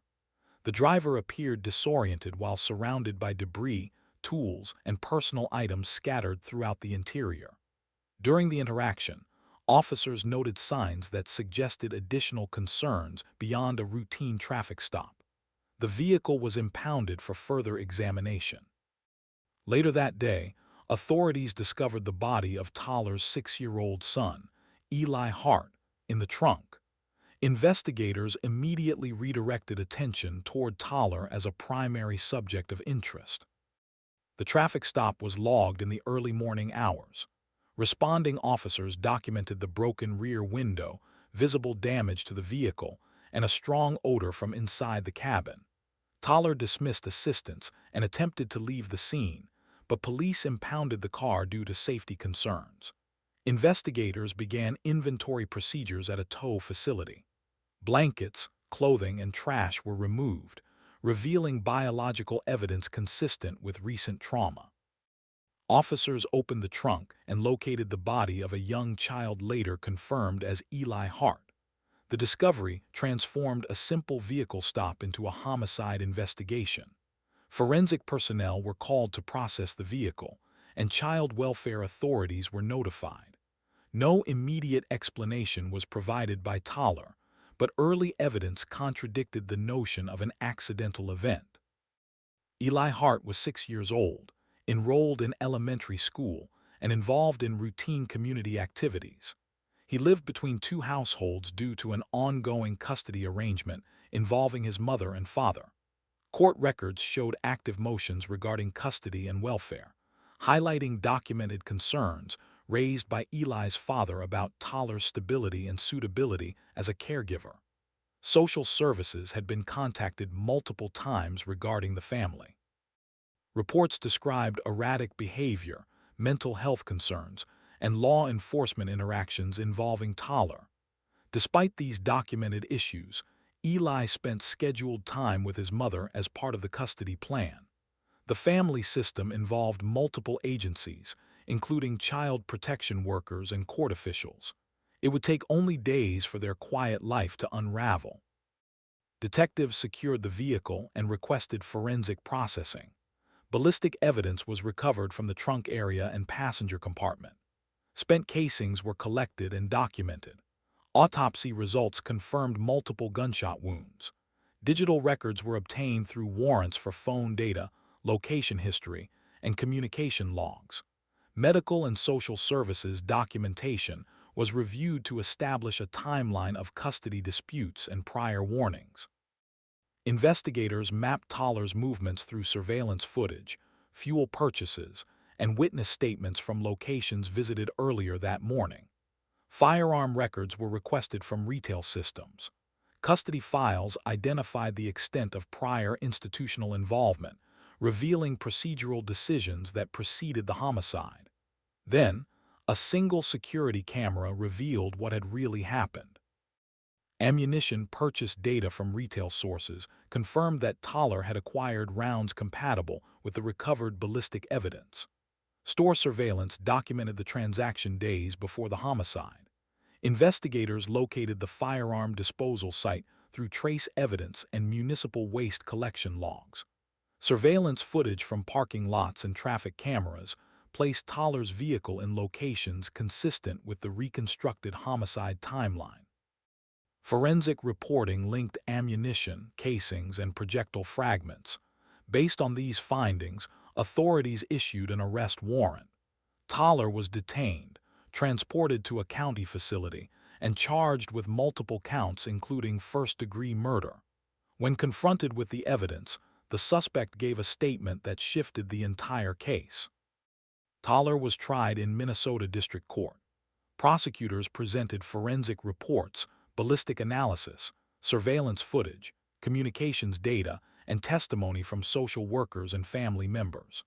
The defense introduced mental health records and argued diminished responsibility, but the court found the evidence of planning and execution consistent with intentional homicide. Toller was convicted and sentenced to life imprisonment without the possibility of parole. Courtroom footage circulated widely due to Toller's conduct during sentencing. Public and media commentary focused on the documented custody warnings preceding Eli's death. State officials and advocacy groups referenced the case in discussions on child welfare reforms. To this day, the motive remains a point of debate among investigators. Case 2. On February 19, 2008 in Dewsbury, West Yorkshire, 9-year-old Shannon Matthews was reported missing after failing to return home from school. The disappearance generated immediate concern due to her age and the short distance between school and her residence. Early statements from her mother, Corinne Matthews, presented a narrative consistent with a stranger abduction. However, as police documented inconsistencies in timelines and demeanor, attention began shifting toward the family environment and Corinne's role. The case transitioned from a routine missing child alert to a complex investigation involving behavioral scrutiny. The initial report triggered one of the largest missing child operations in contemporary UK policing. Officers coordinated door-to-door inquiries, organized foot searches, and requested public assistance. Hundreds of volunteers canvassed parks, alleys, and abandoned buildings. Sniffer dogs and helicopter units were deployed, and waterways were examined. Schools, transportation hubs, and local businesses were contacted for sightings. National media outlets carried the story, amplifying community involvement. Alerts were broadcast through print and television, while local authorities assembled temporary command centers. The scale of mobilization reflected both the urgency of the situation and the hope that Shannon remained within the local area. As time passed without credible sightings, investigators noted the absence of physical evidence consistent with a forced abduction, prompting deeper analysis. But the evidence at the scene did not match the initial story. Shannon's daily life revolved around a short walk between her home and school. She lived in a multi-child household within a working-class estate characterized by limited financial resources. The family environment involved complex social relationships, including extended relatives, neighbors, and acquaintances who were frequently present. Corinne's domestic partner had relatives living nearby, including properties within walking distance. Shannon had no documented behavioral issues, and teachers described consistent attendance. The socioeconomic context of the family was marked by financial constraints, reliance on welfare support, and limited oversight from external agencies. Proximity between households created opportunities for interaction among adults connected to Corinne. It would take only days for their quiet life to unravel. Investigators began examining behavioral cues from Corinne during press conferences and police interactions. Officers noted repetitive statements, unusual emotional presentation, and shifting details in her recounting of events. The growing reward fund for Shannon's safe return added a financial dimension to the case. As tips accumulated, police noticed a pattern of dead-end leads traceable to individuals connected to Corinne's social circle. Surveillance and interviews gradually narrowed the search area to addresses associated with Michael Donovan, a relative by partnership. After 3 weeks, a covert entry into Donovan's flat revealed Shannon alive, hidden in a bed compartment. Then, a single security camera revealed what had really happened. After Shannon was recovered, Donovan provided information indicating a staged abduction plan with Karen. Investigators reconstructed communications, movements, and financial incentives linked to the reward fund. Timeline analysis confirmed coordination between both adults before and during the disappearance. Forensic examination of the flat documented restraints and sedatives consistent with prolonged concealment rather than impulsive confinement. Interviews with neighbors and family members established Karen's involvement through corroborated statements. The conspiracy centered on splitting reward money following a staged discovery. Both suspects were charged with kidnapping, false imprisonment, and perverting the course of justice. When confronted with the evidence, the suspect gave a statement that shifted the entire case. Karen Matthews and Michael Donovan were tried in 2009. Prosecutors presented a financial motive supported by reward activity, recorded communications, and forensic evidence from the property. The defense argued coercion and diminished responsibility, but presented no alternative explanation consistent with the evidence. Both defendants received 8-year custodial sentences. Public response was marked by outrage due to the exploitation of community resources and emotional investment. Shannon was placed under protective measures, granted a new identity, and relocated to prevent future exploitation. Media and academic commentary referenced the case in discussions about class, welfare systems, and child protection frameworks.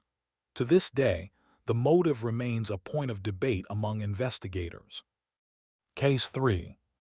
In January 2011 in Tampa, Florida, officers responding to a welfare concern located 50-year-old Julie Schenecker injured inside her residence.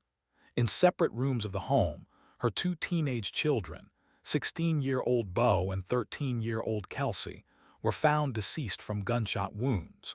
Julie's injuries were consistent with a failed suicide attempt. The scene presented no evidence of forced entry or third-party involvement. Early assessments by investigators immediately shifted focus toward Julie's deteriorating mental health and recent psychiatric instability as potential factors. The welfare check was requested after extended family members and military contacts were unable to reach anyone in the home.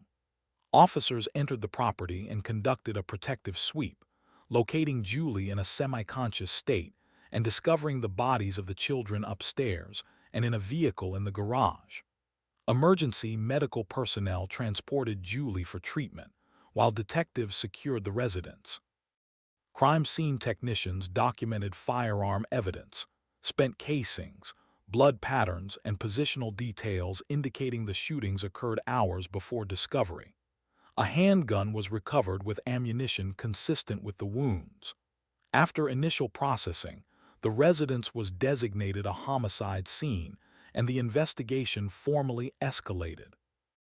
The Schenecker household consisted of Julie, a stay-at-home mother, her husband, Colonel Parker Schenecker, an active-duty U.S. Army officer frequently deployed, and their 2 children, both involved in school activities. Records and testimony later confirmed that Julie had a documented history of depression and bipolar disorder, and had undergone inpatient psychiatric treatment. Recent medical adjustments included antidepressant and mood-stabilizing medications. Extended family and acquaintances described periods of withdrawal and conflict within the household, particularly related to adolescent discipline.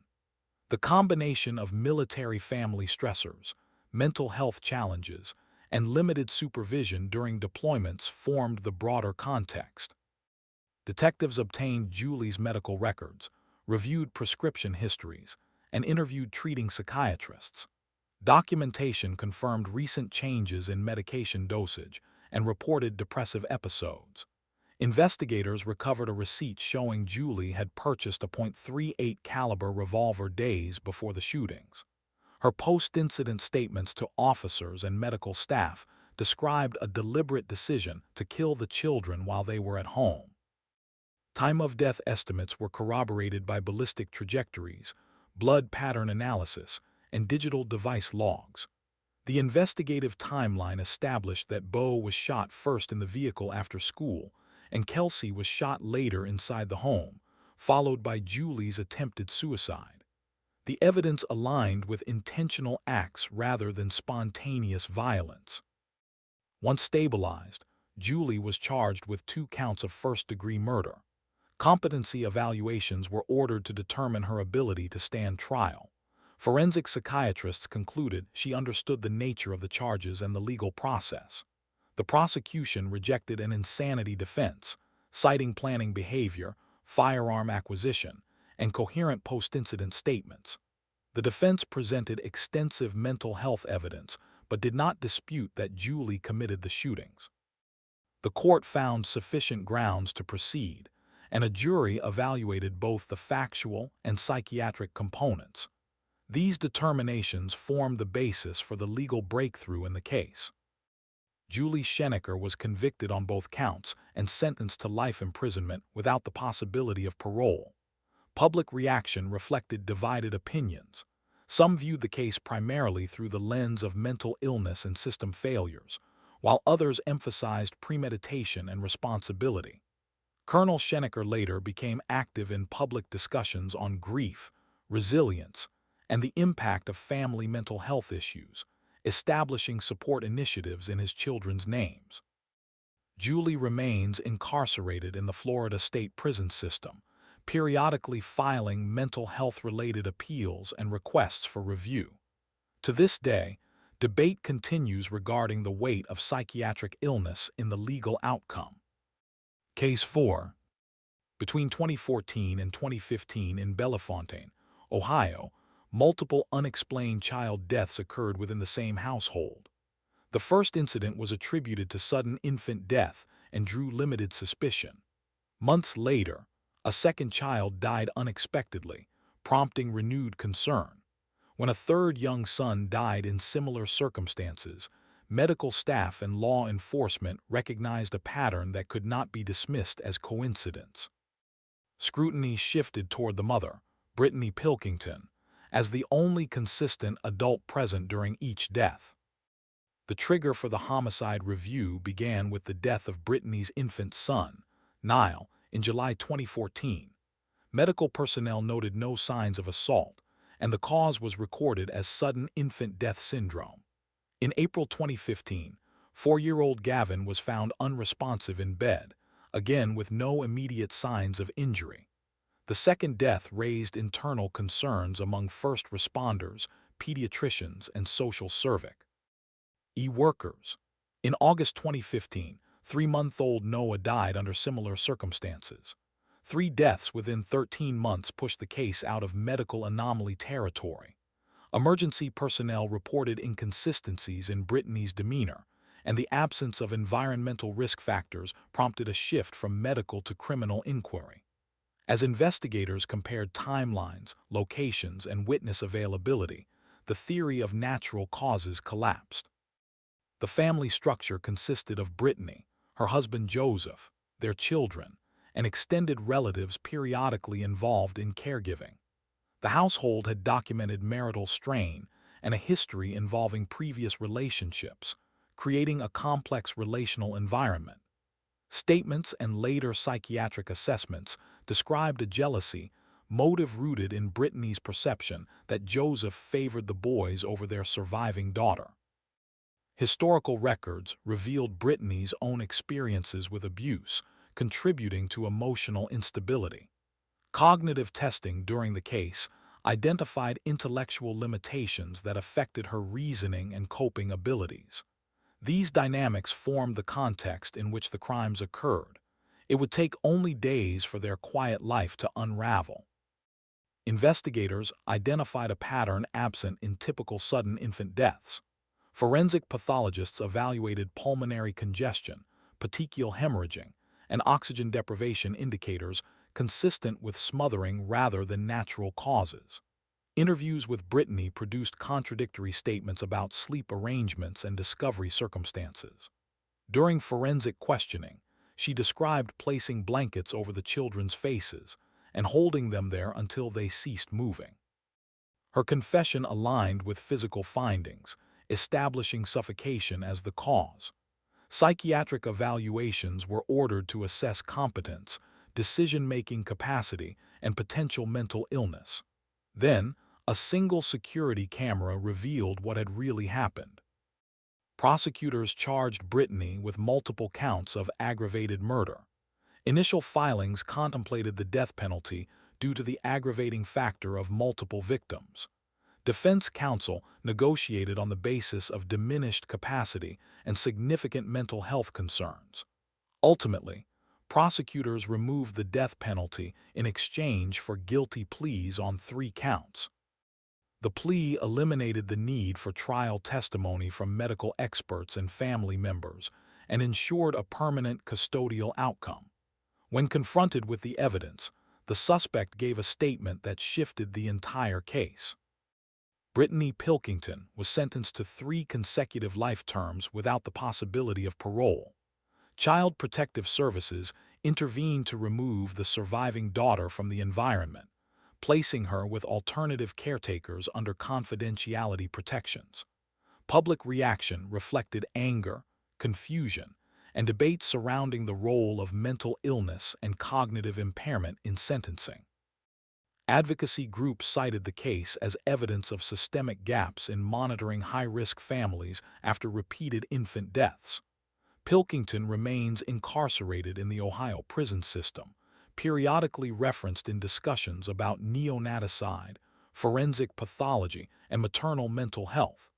To this day, the motive remains a point of debate among investigators. Case 5. On November 29, 2014 in Santa Croce Camarina, Sicily, 8-year-old Laura Stivell was reported missing after failing to arrive at school. His mother, Veronica Panarello, stated she had dropped him off that morning, but early inquiries produced inconsistencies regarding timelines and locations. As investigators cross-checked her statements against physical and digital evidence, attention shifted away from the possibility of an abduction and toward internal family dynamics. The disappearance quickly escalated into a homicide investigation focused on the mother. The triggering event occurred when school personnel confirmed Loris was absent, despite Veronica's claim that she had left him at the entrance. A large-scale search began, involving local residents, law enforcement, and municipal emergency services. Officers examined roads, fields, ditches, and rural paths between the family home and the school. Helicopters and canine units were deployed to expand the search radius. Later that day, Loris's body was discovered in a ravine outside town. His school bag and belongings were scattered nearby, suggesting an intentional disposal rather than an accidental fall. The discovery transformed the case from a missing person scenario to a homicide investigation centered on the child's final movements. But the evidence at the scene did not match the initial story. Loris lived with his parents and a younger sibling in a small residential area where community members routinely crossed paths. His school schedule involved a short drive in the mornings, and no known behavioral or medical issues affected his routine. The surrounding town was geographically compact, with limited travel routes and high daily visibility among residents. Within the family structure, Veronica occupied the primary caregiving role, while extended relatives lived nearby. Investigators later documented relational instability, including Veronica's reported frustrations and strained interactions within the household. These factors created a context in which the child's autonomy was limited and parental access was continuous. It would take only days for their quiet life to unravel. Detectives examined municipal surveillance cameras along likely travel routes. Footage failed to show Veronica's car approaching the school at the claimed time, contradicting her account. Additional inconsistencies emerged in her shifting statements regarding timing and routing. Forensic evidence from the autopsy identified strangulation using plastic cable ties, eliminating theories involving accidents or unknown attackers. During interviews, Veronica attempted to shift suspicion to her father-in-law, alleging he had encountered Loris and later harmed him. Investigators tested this claim through alibi checks, phone data, and witness interviews, and determined there was no support for her accusation. Then, a single security camera revealed what had really happened. Surveillance reconstruction confirmed that Veronica never drove to the school. Cellular data and vehicle tracking placed her near the ravine at relevant times. Forensic analysis linked plastic ties from the home to markings on the child's neck. With the elimination of any third-party suspect and the falsification of Veronica's account, prosecutors secured charges for homicide and concealment of a body. Her attempt to implicate her father-in-law failed under evidentiary scrutiny, removing the final alternative narrative. When confronted with the evidence, the suspect gave a statement that shifted the entire case. In 2016, an Italian court convicted Veronica Panarello of murder and body concealment and issued a 30-year sentence, the maximum available short of life imprisonment under Italian law. She continued to deny responsibility, filing multiple appeals that were rejected. Public and media responses criticized her persistent accusations against uninvolved relatives and her refusal to acknowledge the forensic record. Loris's father secured custody of the surviving younger child. Legal scholars and commentators referenced the case in discussions involving maternal filicide, false accusations, and digital evidence in homicide investigations. To this day, the motive remains a point of debate among investigators. Case 6. Between January and February 2018 in Warwickshire, England, two young sisters died under sudden and unexplained circumstances. The first death was initially documented as unexpected but not immediately classified as suspicious. 18 days later, a second child death occurred in the same household. Medical staff and police began to focus on the only consistent caregiver, their mother, 23-year-old Louise Porton. The proximity of the deaths and the absence of identifiable natural causes redirected investigative attention toward Louise's behavior and household environment. The trigger sequence began with an emergency call reporting that 3-year-old Lexi was struggling to breathe. Paramedics transported her to the hospital, where she was later pronounced dead. Louise displayed limited emotional engagement during medical questioning, prompting notes on demeanor in clinical records. 17 days later, Louise contacted emergency services again, now reporting that her 17-month-old daughter Scarlett had stopped breathing in a vehicle. Despite resuscitation attempts, Scarlett was also declared dead. The repetition of sudden respiratory collapse in siblings raised immediate suspicion among pediatric specialists. Hospital staff alerted law enforcement, who opened a review of medical histories, living conditions, and maternal conduct. As findings began to accumulate, the case transitioned from unexplained fatalities to potential homicide. But the evidence at the scene did not match the initial story. Lexi and Scarlett were young children entirely dependent on adult supervision for care and safety. The family structure consisted solely of Louise and her daughters, with no other consistent adult present in the home. Investigators later documented patterns of neglect driven by Louise's prioritization of social activities, dating interactions, and personal freedom over childcare. Witness statements described long periods during which the girls were left unattended in locked rooms. Environmental conditions in the home reflected inconsistent caregiving and limited routine structure. The vulnerability of the children, combined with their age and dependency, created conditions in which health concerns could be concealed or ignored without external detection. It would take only days for their quiet life to unravel. Detectives obtained digital records from Louise's devices. Search histories captured queries involving suffocation, drowning, and lethality of certain respiratory obstructions. Messaging logs confirmed that Louise was active on multiple dating applications and engaged in sexually explicit exchanges within hours of Lexi's hospitalization. Communication timestamps showed no interruption for grief or crisis.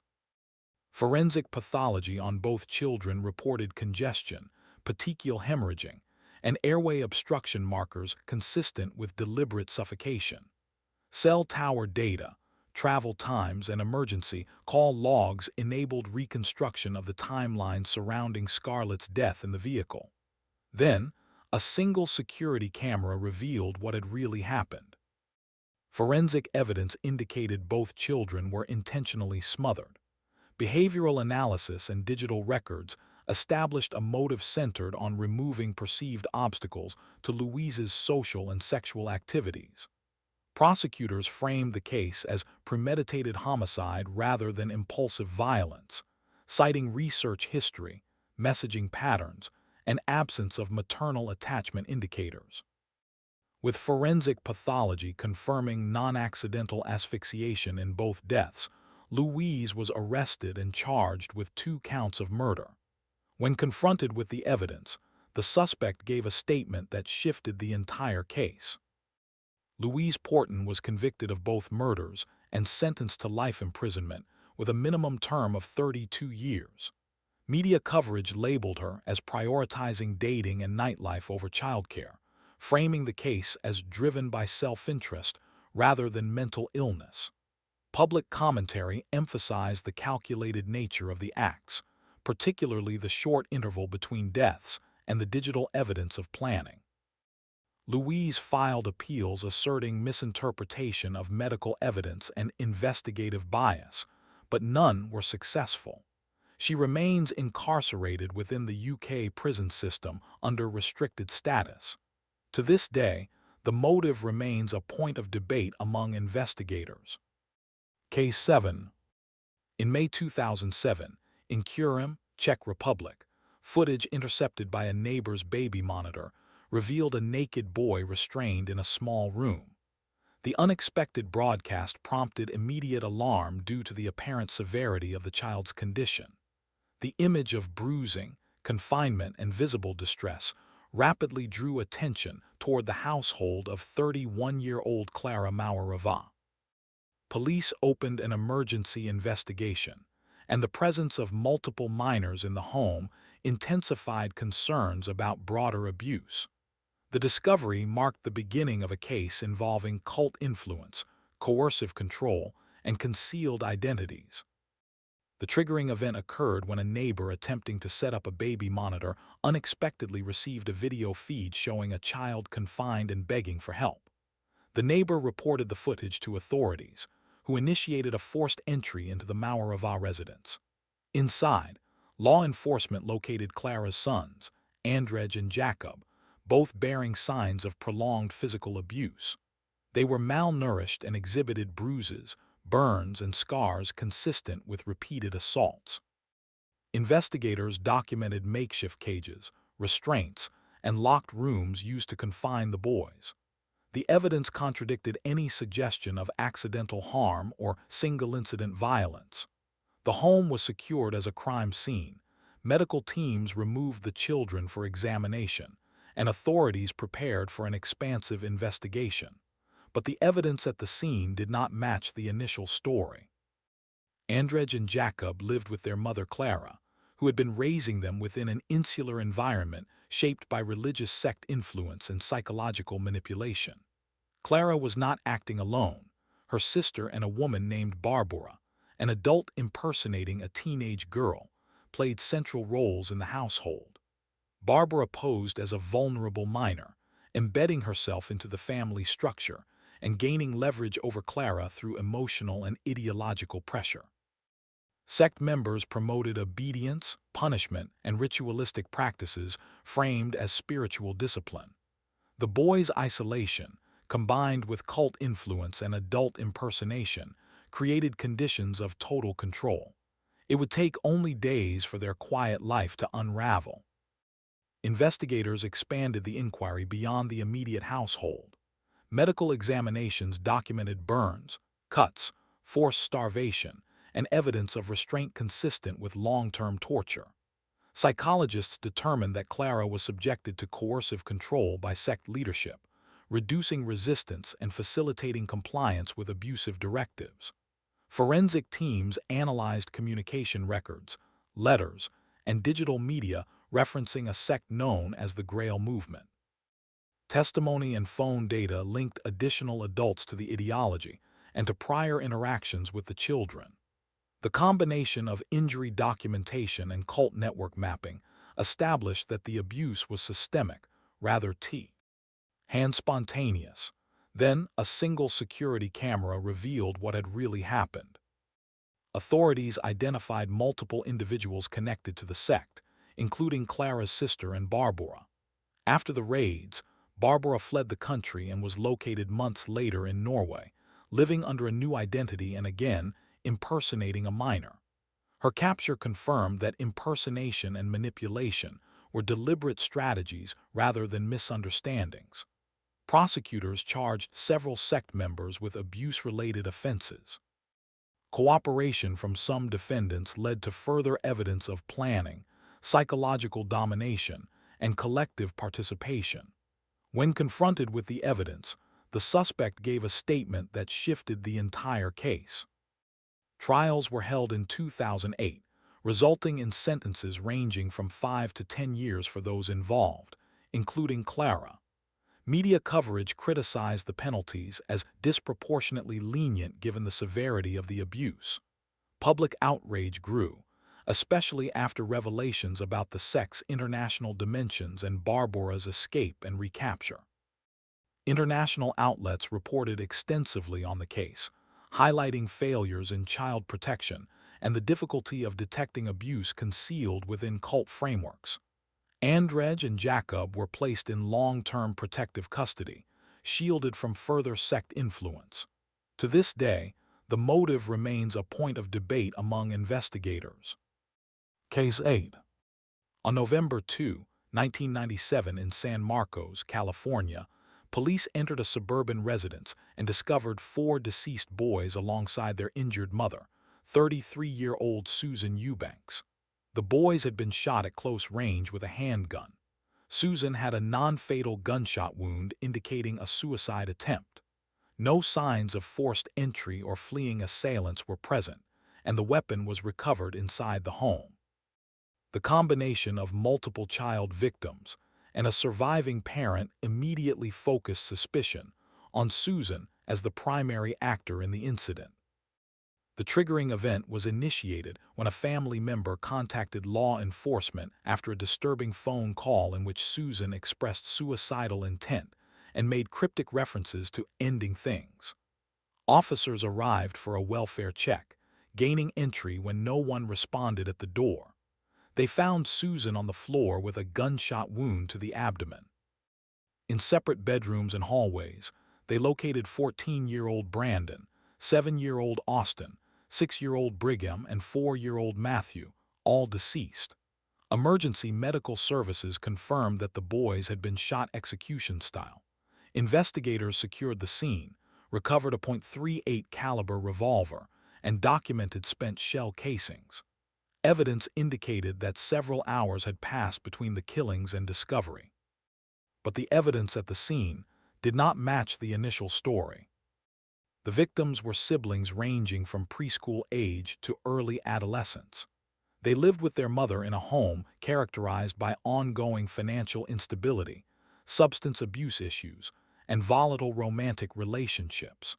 Statements from relatives and neighbors documented frequent arguments between Susan and her boyfriend, as well as previous conflicts with her ex-husband over custody and visitation. Alcohol consumption and prescription medication misuse were noted as routine stressors in the household. In the weeks preceding the murders, Susan experienced relationship breakdown, unemployment pressures, and deteriorating mental health. The children were present during these conflicts and dependent entirely on Susan for care and supervision. It would take only days for their quiet life to unravel. Investigators performed toxicology testing on Susan, revealing elevated blood alcohol levels and the presence of prescription sedatives. Evidence suggested she consumed both substances prior to the shootings. Forensic analysis of blood patterns, shell casing placement, and positional evidence indicated deliberate movement from room to room as each child was shot. Suicide attempt indicators included the abdominal gunshot wound, lack of defensive struggle, and a note referencing betrayal and anger. Interviews with family, friends, and partners established a timeline of escalating domestic disputes on the night of the killings. Psychological assessment later identified themes of retaliatory intent toward romantic partners, consistent with filicide cases involving revenge motives. Then, a single security camera revealed what had really happened. Susan was charged with 4 counts of first-degree murder with special circumstances, including multiple victims. Prosecutors presented evidence of premeditation based on weapon retrieval, sequential shootings, and suicide attempt timing. Aggravating factors under California law made Susan eligible for the death penalty. The defense argued diminished capacity due to intoxication and emotional crisis, but the jury rejected the claim, citing the orderly progression of the shootings and the absence of external interference.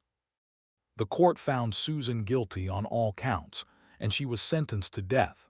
When confronted with the evidence, the suspect gave a statement that shifted the entire case. Following sentencing, Susan was transferred to the Central California Women's Facility and placed on death row.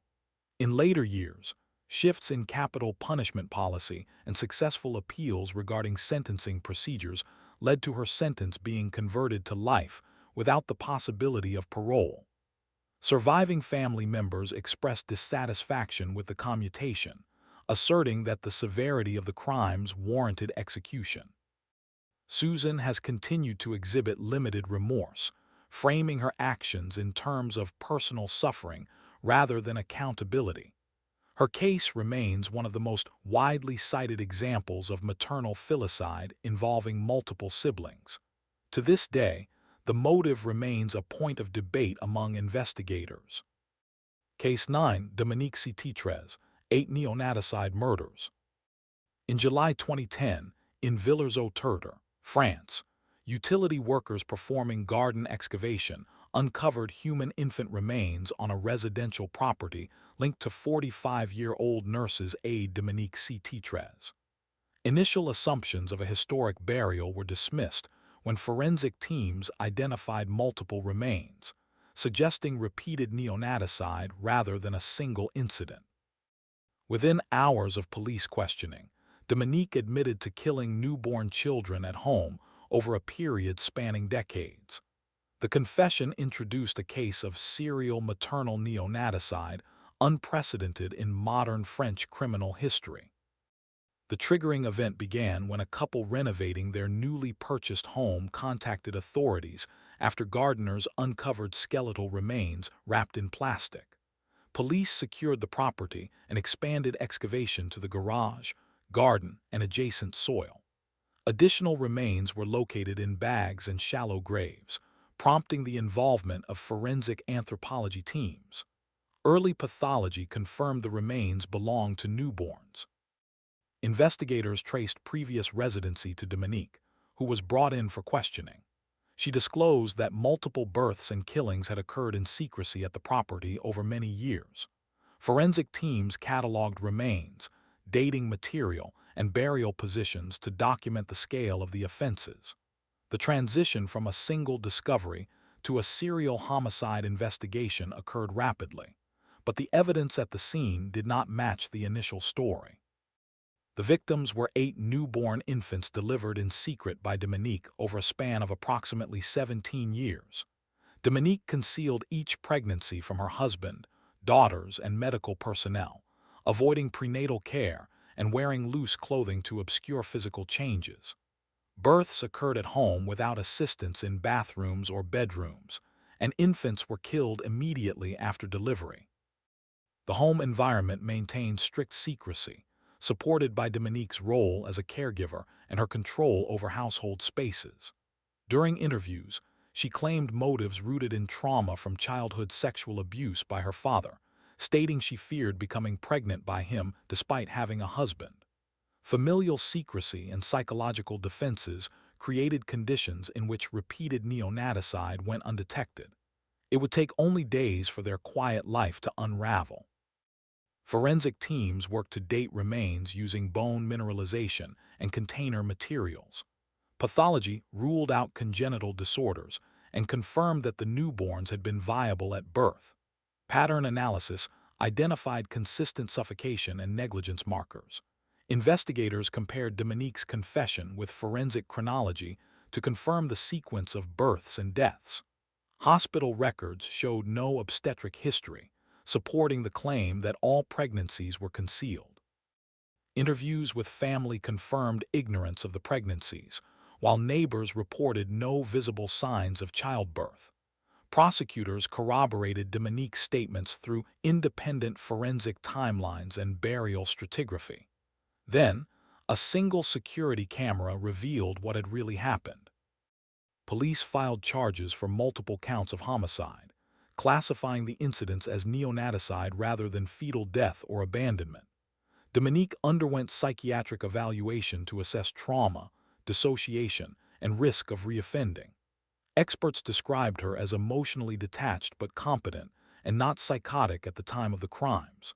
The defense argued that decades of sexual abuse and psychological repression influenced her behavior and impaired decision-making. The prosecution emphasized repetition, concealment, and opportunity to seek medical or contraceptive intervention. When confronted with the evidence, the suspect gave a statement that shifted the entire case. Dominique was convicted and sentenced to 9 years in prison, a penalty seen as lenient relative to the number of victims. Public and media reaction ranged from disbelief to outrage, with commentators questioning how 8 pregnancies could occur unnoticed and why no medical or social services system intervened. Legal experts debated the intersection of trauma, culpability, and neonaticide classifications in French law. Child welfare advocates criticized systemic gaps that allowed decades of concealed childbirth. To this day, the motive remains a point of debate among investigators. Case 10.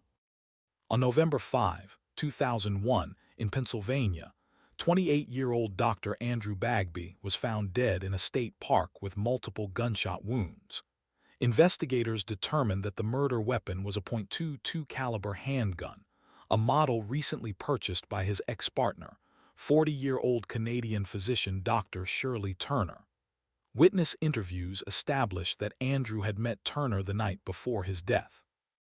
As police reconstructed timelines and communications, Turner emerged as the primary subject of the investigation, setting the stage for a cross-border legal case. The triggering sequence began when a passerby located Andrew's body inside Keystone State Park and contacted local authorities. Police identified the victim through personal documents and immediately classified the incident as a homicide due to ballistic evidence and close-range firing patterns.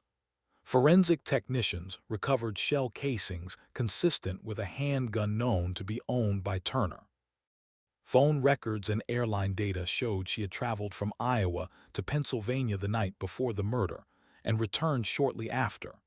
Investigators learned that Turner had recently purchased a firearm and undergone training. The combination of travel records, ballistic indicators, and interpersonal motive redirected the case from an unexplained homicide to a targeted killing. But the evidence at the scene did not match the initial story. Andrew and Shirley had been in a tumultuous relationship marked by jealousy, emotional volatility, and on-and-off reconciliation attempts. Andrew had attempted to end the relationship shortly before his death, expressing concern to friends about Turner's behavior. Turner later announced that she was pregnant with Andrew's child, introducing custody implications into the case. After the murder, Turner returned to Canada, where she gave birth to a son named Zachary in July 2002.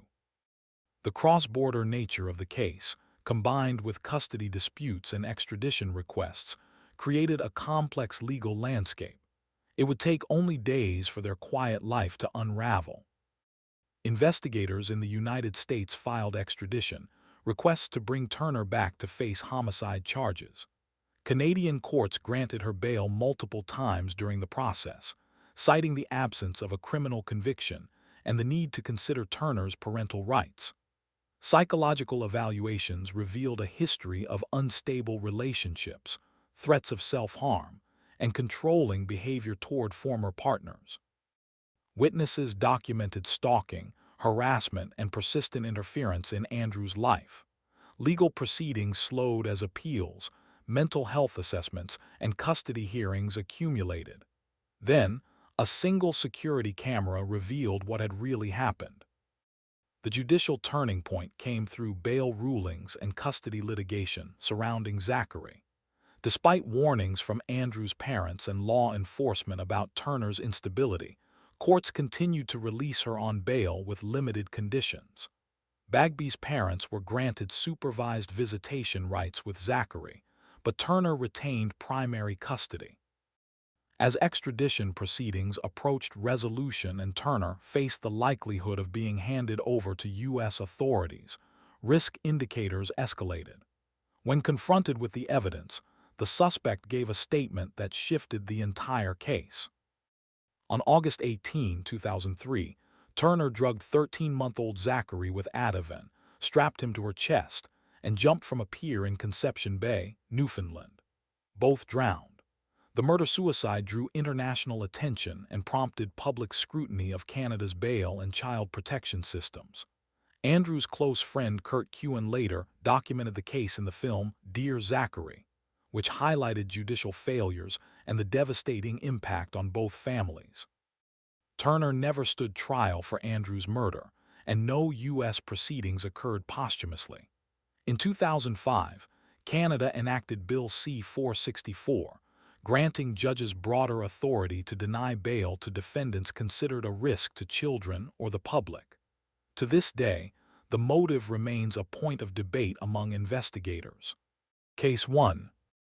1989 to 1990, along the highways of central and southern Florida, men who picked up hitchhikers or sought sex workers began to disappear. Their bodies later surfaced in wooded areas, dumped near roads, or hidden far from towns. Each victim had been shot at close range. Investigators soon noticed that the crimes followed a consistent pattern tied to roadside encounters.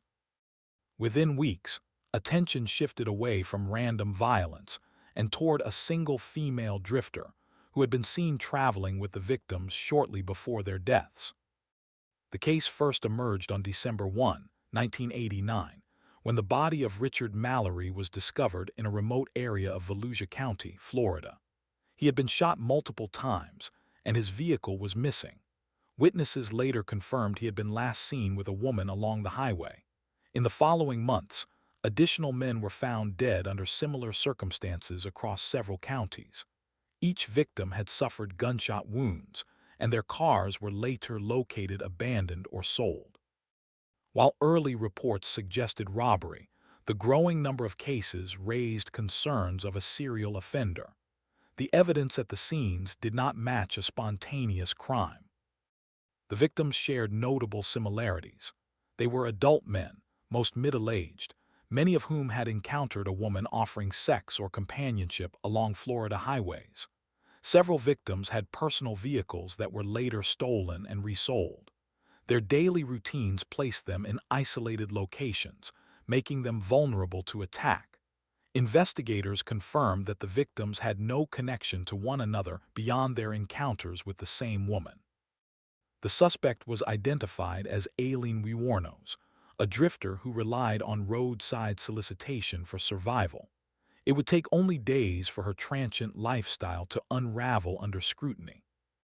Law enforcement agencies began coordinating across county lines to track the suspect's movements. Ballistics testing revealed that the same firearm had been used in multiple killings. Pawn shop records and vehicle recovery reports showed that the victims' belongings were sold shortly after their deaths. Witnesses placed Wuornos in possession of the victims' cars. Surveillance and financial records established a timeline linking her to each crime location. The evidence steadily narrowed the investigation toward a single suspect. Then, recorded communications revealed admissions that aligned with the physical evidence already collected. In January 1991, authorities arrested Aileen Wuornos in Volusia County. A search uncovered the firearm used in the murders, along with personal items belonging to the victims. Investigators obtained recorded phone calls between Wuornos and her partner, during which she admitted responsibility for the killings. These recordings corroborated forensic findings and witness statements. Prosecutors later confirmed that the pattern of theft and weapon use was consistent across all cases. When confronted with the accumulated evidence, Wuornos provided statements that directly linked her to multiple homicides. Between 1992 and 1993, Wuornos was convicted of 6 murders and received multiple death sentences. She claimed the killings were acts of self-defense, alleging attempted sexual assaults by the victims. Courts rejected these claims, citing the consistent pattern of robbery and execution-style shootings. She was executed by lethal injection on October 9, 2002. Her case continued to generate debate regarding culpability, mental health, and motive. To this day, investigators and analysts remain divided over how much of the violence stemmed from survival claims versus calculated intent. Case 2. Between 1974 and 1978, across several U.S. states, young women began disappearing under similar circumstances. Many were last seen near college campuses after interacting with a polite, well-spoken man who appeared injured. He often wore a cast or used crutches, presenting himself as harmless and in need of assistance. Witnesses later recalled how easily he gained trust. As missing persons reports increased, investigators began to suspect that these disappearances were connected. Within a short period, attention shifted toward a single individual whose movements overlapped multiple crime scenes. The pattern first became apparent in early 1974 near the University of Washington in Seattle. Several female students vanished after being approached in public areas during daylight hours. Survivors later described a man who asked for help carrying books or loading items into a car. Once isolated, the victims were attacked. Bodies were later discovered in wooded or remote areas, often showing signs of blunt force trauma and restraint. The repeated use of the same approach established a clear method. Although early investigations treated the cases as isolated incidents, the growing number of disappearances forced authorities to reconsider. The evidence at each scene suggested planning rather than chance.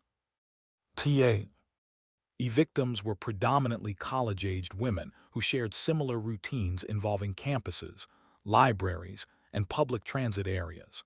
Many were described as cautious and independent, yet they responded to what appeared to be a genuine request for help. The suspect exploited social norms of trust and politeness. Several victims had no known connection to one another beyond their encounters with the same man. Their disappearances disrupted families and campuses across multiple states. As reports accumulated, investigators recognized that the offender selected victims deliberately based on accessibility and vulnerability. It would take only a few survivor accounts to expose the method behind the attacks. Law enforcement agencies began comparing witness statements from different jurisdictions. Several women reported encounters with a man named Ted, who drove a tan Volkswagen Beetle. One survivor provided detailed descriptions after escaping an attempted abduction, offering critical insight into the suspect's behavior. Police identified similar vehicles near multiple abduction sites. Physical evidence recovered from crime scenes aligned with survivor testimony. As tips poured in, investigators focused their attention on Ted Bundy, a law student whose appearance and movements matched numerous reports. The case shifted rapidly as connections became impossible to ignore. In August 1975, Bundy was arrested in Utah after attempting to abduct a woman from a public location. A search of his vehicle revealed handcuffs, rope, masks, and other items consistent with earlier attacks. Although he was released on bail, authorities continued building cases against him. Additional evidence, including bite mark analysis and eyewitness testimony, strengthened the prosecutions. Bundy was later arrested again and faced multiple charges across several states. When confronted with the cumulative evidence, the case against him expanded from suspicion to confirmed responsibility for numerous murders. Bundy was convicted in multiple trials and received death sentences for murders committed in Florida. His trials attracted national attention and influenced public understanding of serial offenders. Despite appeals and delays, he was executed by electric chair on January 24, 1989. The case left a lasting impact on criminal investigations, particularly in the use of behavioral profiling and interagency cooperation. While Bundy's charm and intelligence complicated early detection, the evidence ultimately exposed a calculated pattern of violence. His crimes continue to be studied as examples of manipulation, escalation, and systemic investigative failure. Case 3. In July 1991, Milwaukee police responded to what initially appeared to be a routine call involving a disturbance on a city street. Officers were directed to a nearby apartment building, unaware that the address was connected to years of hidden violence. Inside that residence lived Jeffrey Dahmer, a quiet man who had largely escaped attention. What officers encountered would soon be described as one of the most disturbing crime scenes in United States history, exposing crimes that had gone undetected for over a decade. The case began on July 22, 1991, when Tracy Edwards escaped from Dahmer's apartment and flagged down police. Edwards reported that he had been restrained and threatened inside the residence. Officers returned with him to the apartment to investigate. Upon entering, they noticed an overwhelming odor. While conducting a search, officers discovered Polaroid photographs depicting dismembered bodies. These images immediately shifted the situation from a routine inquiry to a criminal investigation. Further inspection revealed items inconsistent with any lawful explanation. The evidence at the scene directly contradicted Dahmer's initial statements.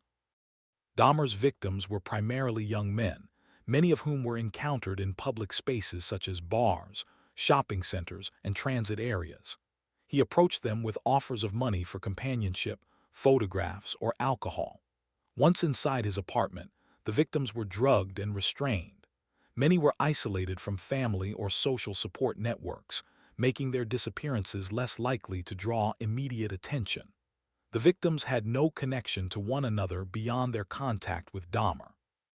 Their routines and vulnerabilities placed them within reach of a predator, operating without interruption for years. Following the initial discovery, investigators conducted a thorough search of the apartment. Inside, they uncovered human remains stored in containers, preserved body parts, and additional photographs documenting the crimes. A refrigerator and freezer contained human tissue. Chemical containers and tools indicated attempts to preserve remains. Forensic teams documented every item, confirming multiple homicides. The scope of the evidence demonstrated long-term planning and repetition. Each discovery reinforced the conclusion that the crimes were systematic rather than isolated. The investigation expanded rapidly as the scale of the offenses became clear. Jeffrey Dahmer was taken into custody the same day. During questioning, he provided a detailed confession outlining years of killings, beginning in the late 1970s. He described his methods, victim selection, and disposal practices with precision. Investigators corroborated his statements with physical evidence recovered from the apartment and other locations. The consistency between the confession and forensic findings eliminated doubt regarding responsibility. The admissions revealed a pattern of escalating behavior that had continued unchecked for more than a decade. In 1992, Dahmer was found legally sane and convicted of 15 counts of murder. He received 15 consecutive life sentences without the possibility of parole. The case prompted widespread scrutiny of law enforcement failures and missed opportunities for intervention. While incarcerated, Dahmer remained largely isolated. On November 28, 1994, he was killed by another inmate at a Wisconsin correctional facility. His death ended the legal process, but the case continued to influence discussions on investigative oversight and offender detection. Case 4. In 2009, residents on Imperial Avenue in Cleveland repeatedly complained about a powerful foul odor drifting through their neighborhood. City officials attributed the smell to sewage issues or nearby industrial activity. The complaints continued for years, drawing little urgency. Behind the walls of one modest house, a long-running pattern of violence remained hidden. What neighbors believed was neglect or decay was in fact evidence of repeated killings that had gone undetected in plain sight. The case broke open in September 2009 after a woman reported escaping from Anthony Sowell's residence. She stated that she had been assaulted and restrained inside the house, but managed to flee and contact police. Based on her account, officers obtained a search warrant for the property. When they entered the home, they immediately noticed the overwhelming odor that neighbors had described for years. As officers searched the residence and surrounding yard, they began locating human remains. The discovery transformed the report of an assault into a homicide investigation. The evidence at the scene contradicted any explanation of isolated violence. The victims were women from marginalized backgrounds, many struggling with addiction, poverty, or unstable housing. Several had been reported missing, though their cases received limited attention. They were often last seen entering Sowell's home after being offered shelter, food, or alcohol. Their social circumstances made their disappearances less likely to trigger immediate investigations. The victims had no known connection to one another beyond contact with Sowell. Their routines placed them within reach of an offender who relied on invisibility rather than mobility. It would take a survivor's escape to expose the pattern behind their disappearances. As the search continued, investigators discovered bodies throughout the house, basement, crawl spaces, and backyard. Some remains were buried, while others were concealed inside the residence. Forensic teams documented evidence indicating strangulation as the primary cause of death. The scope of the findings confirmed that the killings had occurred over several years. DNA testing and forensic analysis were required to identify several victims due to advanced decomposition.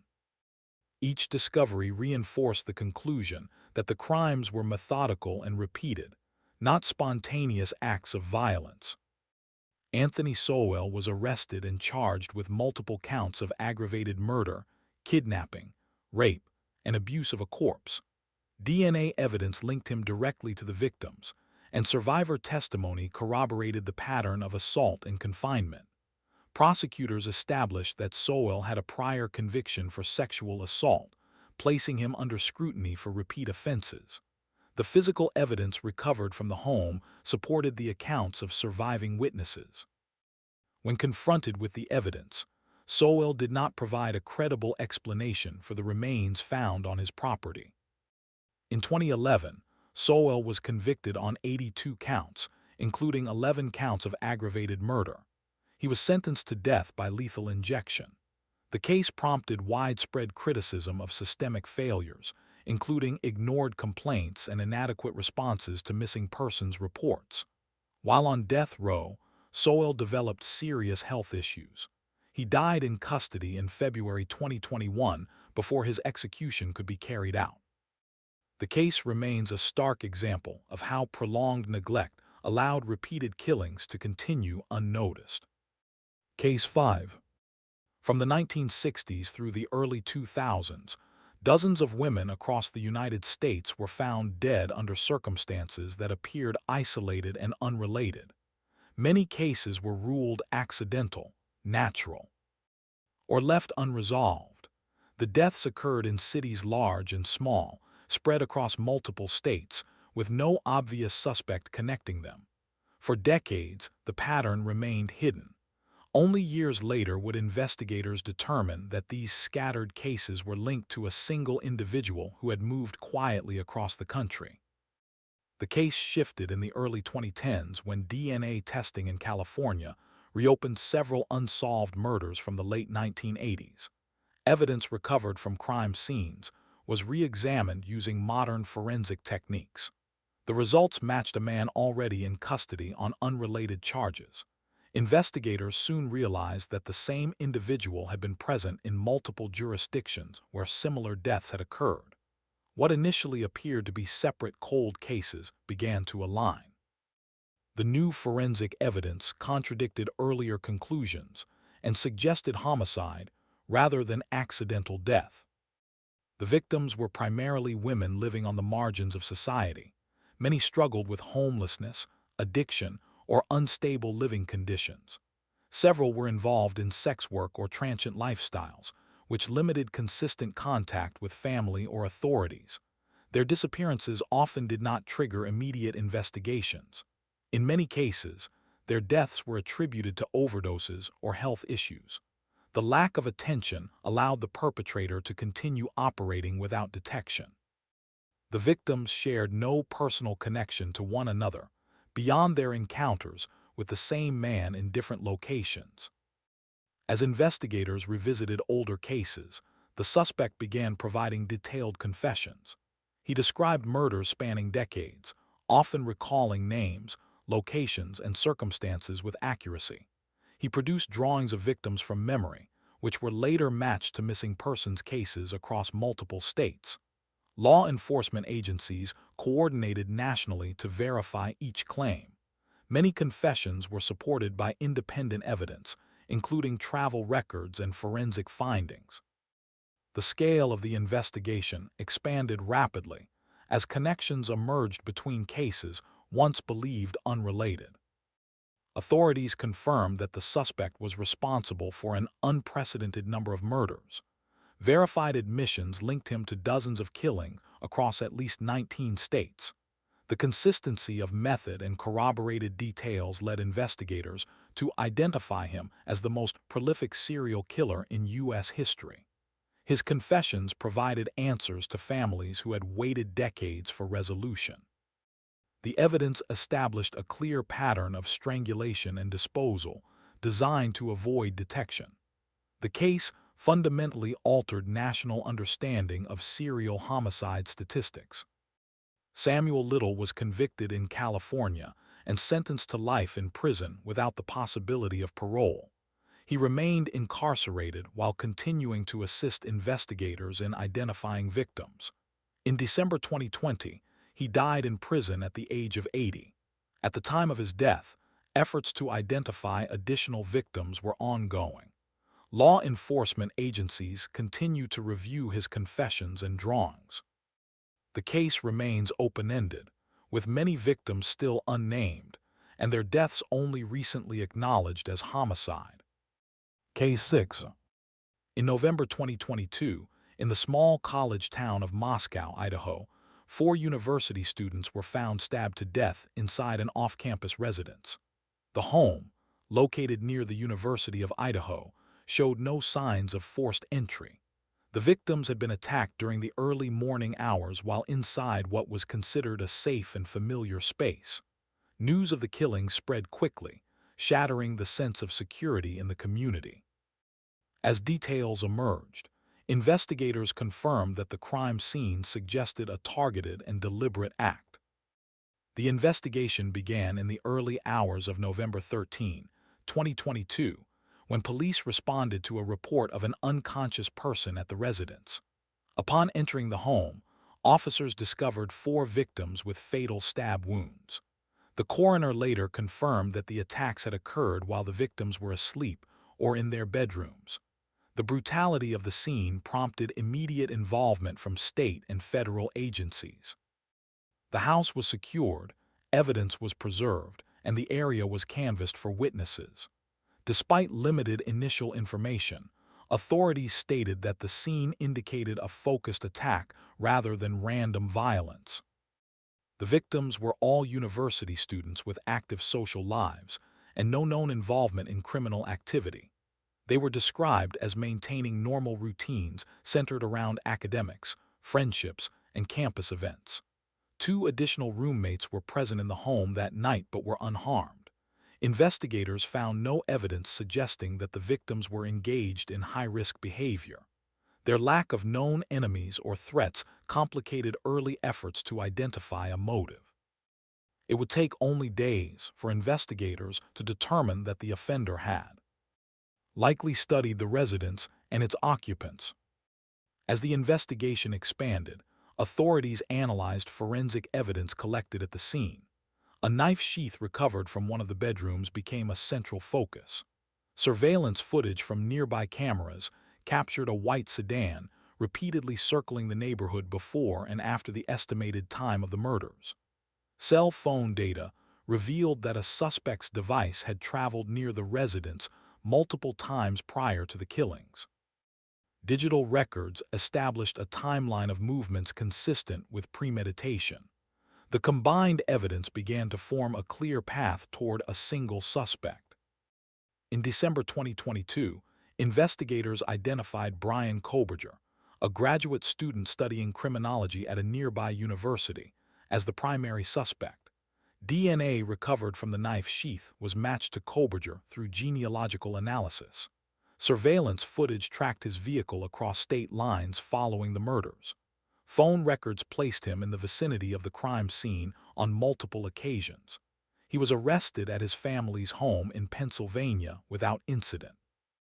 When confronted with the evidence, prosecutors stated that the forensic and digital trail was extensive and consistent. In 2025, Koberger entered a guilty plea to the murders of all four students. The plea agreement resulted in 4 consecutive life sentences without the possibility of parole. The decision avoided a prolonged trial but generated public debate regarding sentencing. Families of the victims expressed differing views on the outcome. The case prompted discussions about campus safety, digital surveillance, and offender behavior.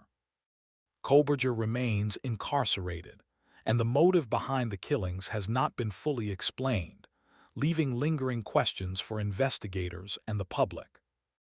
Case 7. During the 1970s in suburban Chicago, teenage boys and young men began disappearing under circumstances that initially drew little attention.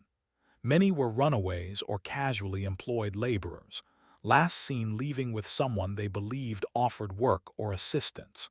As the number of missing persons reports grew, families pressed police for answers.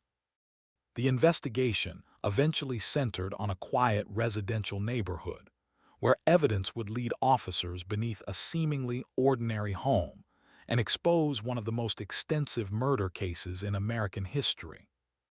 The case accelerated in December 1978 with the disappearance of 15-year-old Robert Peast. He was last seen leaving his workplace after speaking with a local contractor about a job opportunity. When Peast failed to return home, his family immediately contacted police. Witness statements placed him in contact with John Wayne Gacy shortly before he vanished. Based on inconsistencies in Gacy's account and prior criminal history, investigators obtained a search warrant for his home. What initially appeared to be a missing person inquiry soon escalated into a homicide investigation when officers detected signs that suggested concealment rather than coincidence. The victims were predominantly teenage boys and young men seeking employment or assistance. Many were drawn in by offers of construction work, transportation, or temporary housing. Their ages and social circumstances made them less likely to be immediately missed by authorities. Several victims had limited family oversight or were attempting to establish independence. Gacy exploited this vulnerability by presenting himself as a stable employer and community member. The victims shared no personal connections beyond their contact with him. It would take mounting evidence for investigators to understand the scope of their disappearances. As police searched Gacy's property, they focused on areas beneath the house after detecting strong odors and disturbed soil. Excavation of the crawl space revealed human remains buried in multiple locations. Additional evidence linked some victims to nearby rivers, where bodies had been disposed of when space beneath the house was exhausted. Forensic teams worked systematically to recover and identify remains. The number of victims continued to rise as the search expanded. Each discovery confirmed that the crimes were repeated and intentional, spanning several years. John Wayne Gacy was arrested after investigators recovered physical evidence tying him directly to the victims. Items belonging to missing individuals were found in his possession. Survivor testimony described confinement and assault, corroborating the physical findings. Forensic analysis connected the remains to known missing persons cases. Faced with the evidence, Gacy provided statements acknowledging involvement while attempting to deflect responsibility. The arrest marked the end of years of unchecked violence that had occurred behind the facade of an ordinary suburban life. In 1980, Gacy was convicted of 33 counts of murder, the highest number attributed to a single defendant in the United States. At the time, he was sentenced to death. His trial highlighted failures in missing persons investigations and the dangers of assumptions about respectability. Gacy spent 14 years on death row before being executed by lethal injection on May 10, 1994. The case remains a reference point in criminal investigations, illustrating how prolonged inattention allowed repeated killings to continue unnoticed. Case 8. Between 1984 and 1985, communities across California were gripped by fear as a series of random nighttime attacks shattered any sense of safety.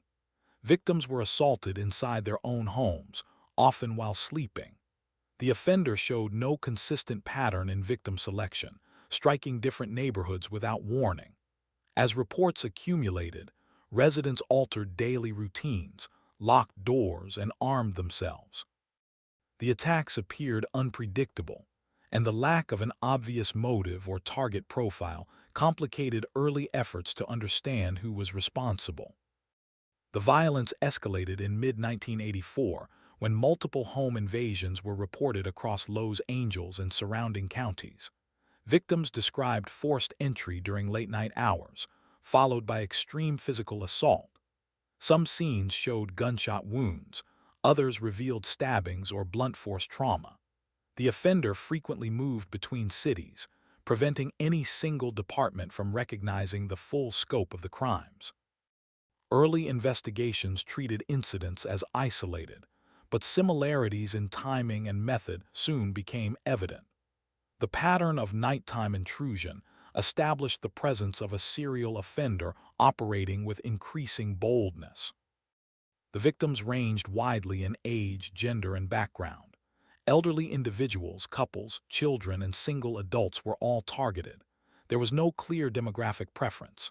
Some victims survived and provided limited descriptions, while others were killed during the attacks. The randomness heightened public anxiety because no group could be identified as safer than another. Investigators concluded that opportunity, rather than personal connection, guided the offenders' choices. The lack of predictability made prevention difficult and allowed the attacks to continue across multiple jurisdictions. Law enforcement agencies formed task forces to compare evidence from different crime scenes. Fingerprints recovered from stolen vehicles and residences were matched across incidents. Investigators also identified a distinctive shoe print left at multiple scenes, later traced to a specific brand rarely sold in the region. These forensic links allowed police to consolidate cases previously handled separately. As evidence mounted, authorities developed a clearer suspect profile. The investigation shifted rapidly. Once physical evidence connected crimes spread over hundreds of miles. In August 1985, authorities released the suspect's identity and photograph to the public. Shortly afterward, residents in East Los Angeles recognized the man attempting to flee through a neighborhood. Civilians pursued and restrained him until police arrived. The suspect was identified as Richard Ramirez. Evidence collected during and after his arrest matched forensic findings from multiple crime scenes. The public capture marked the end of the attack spree that had terrorized California for more than a year.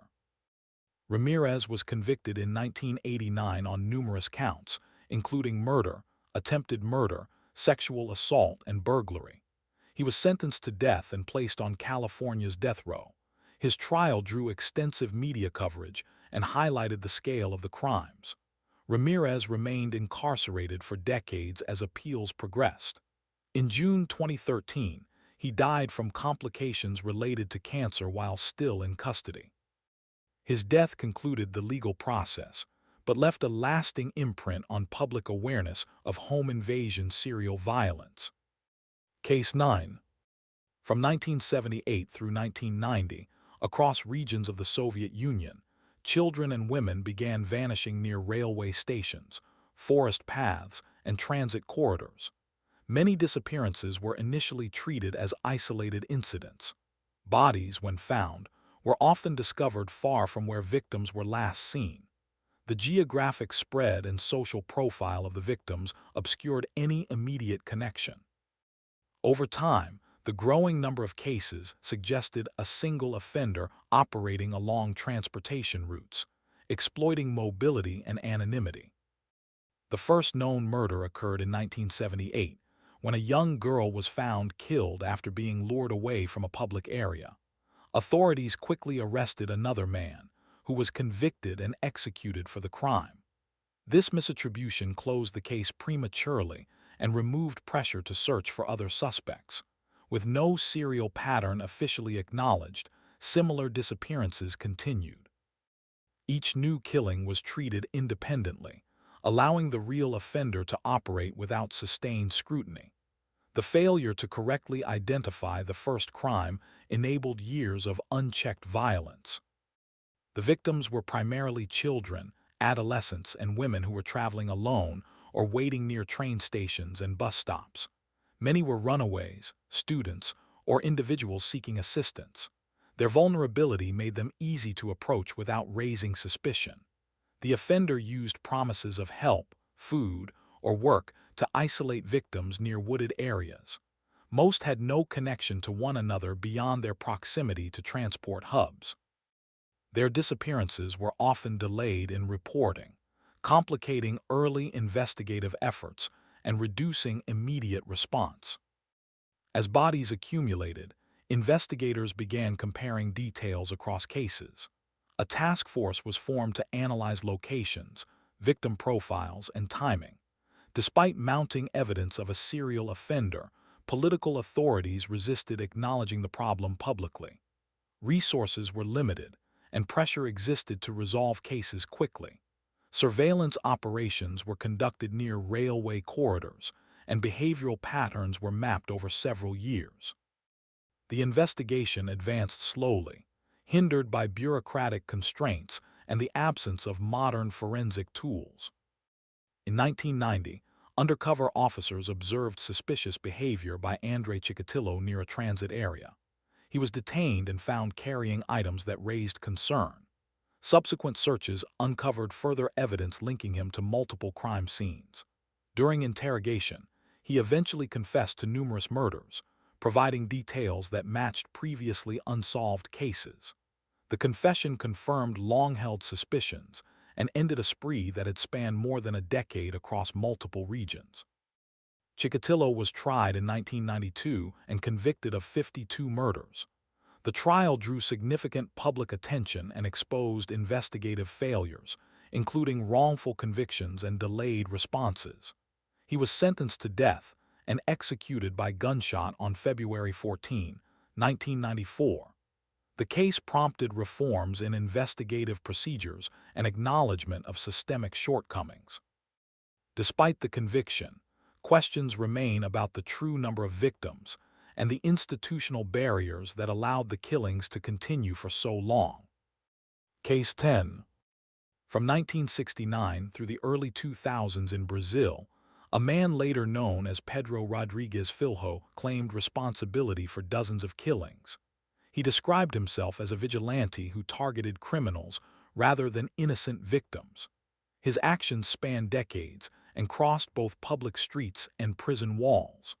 Authorities struggled to classify his crimes due to their scope and his own justifications. Over time, investigators concluded that his pattern of violence was sustained, deliberate, and driven by personal motives rather than lawful enforcement. The violence began in the late 1960s when Filho was still a teenager. Following a dispute involving his family, he committed his first known murder. The killing marked the start of a pattern that would continue for years. Law enforcement records later showed that this initial act was not isolated. Subsequent killings followed similar logic, with Filho targeting individuals he believed had wronged him or others. Early investigations treated these acts as separate crimes. The absence of immediate intervention allowed the violence to escalate rapidly. Filho's targets included individuals with criminal histories as well as people he viewed as personal enemies. He claimed to act as a form of punishment, selecting victims he believed deserved death. Many killings occurred in environments where violence was already common, complicating police response. Some victims were killed inside prisons, where Filho continued to attack other inmates. His actions blurred the line between criminal rivalry and serial homicide. The lack of consistent victim profiles made it difficult to assess motive beyond personal justification. As arrests accumulated, investigators began to understand the scale of the killings. While incarcerated, Filho admitted to murdering fellow prisoners, often those convicted of violent crimes. Prison records confirmed multiple deaths linked to his presence. Each arrest added to a growing tally that exceeded typical sentencing frameworks. Authorities documented confessions and corroborated them with witness statements and institutional records. The investigation revealed that imprisonment had not stopped the violence, but instead provided additional opportunities for it to continue. Courts convicted Filho of numerous murders, with sentences that collectively amounted to hundreds of years. However, Brazilian law imposed a maximum limit on time served, regardless of the number of convictions. Despite the scale of his crimes, this statutory cap prevented indefinite incarceration. The accumulation of convictions established his responsibility beyond dispute. The legal system acknowledged the extent of the killings, while remaining constrained by sentencing limits that could not be exceeded. After serving the maximum allowable term, Filho was released from PR. Ison. His release generated public controversy and concern given his history. He lived under continued scrutiny until 2023, when he was killed in Brazil under circumstances that were not fully resolved. Investigators did not immediately determine a motive or identify those responsible. His death closed the life of a man whose actions had left a lasting record of violence. The case continues to raise questions about justice, sentencing limits, and long-term public safety.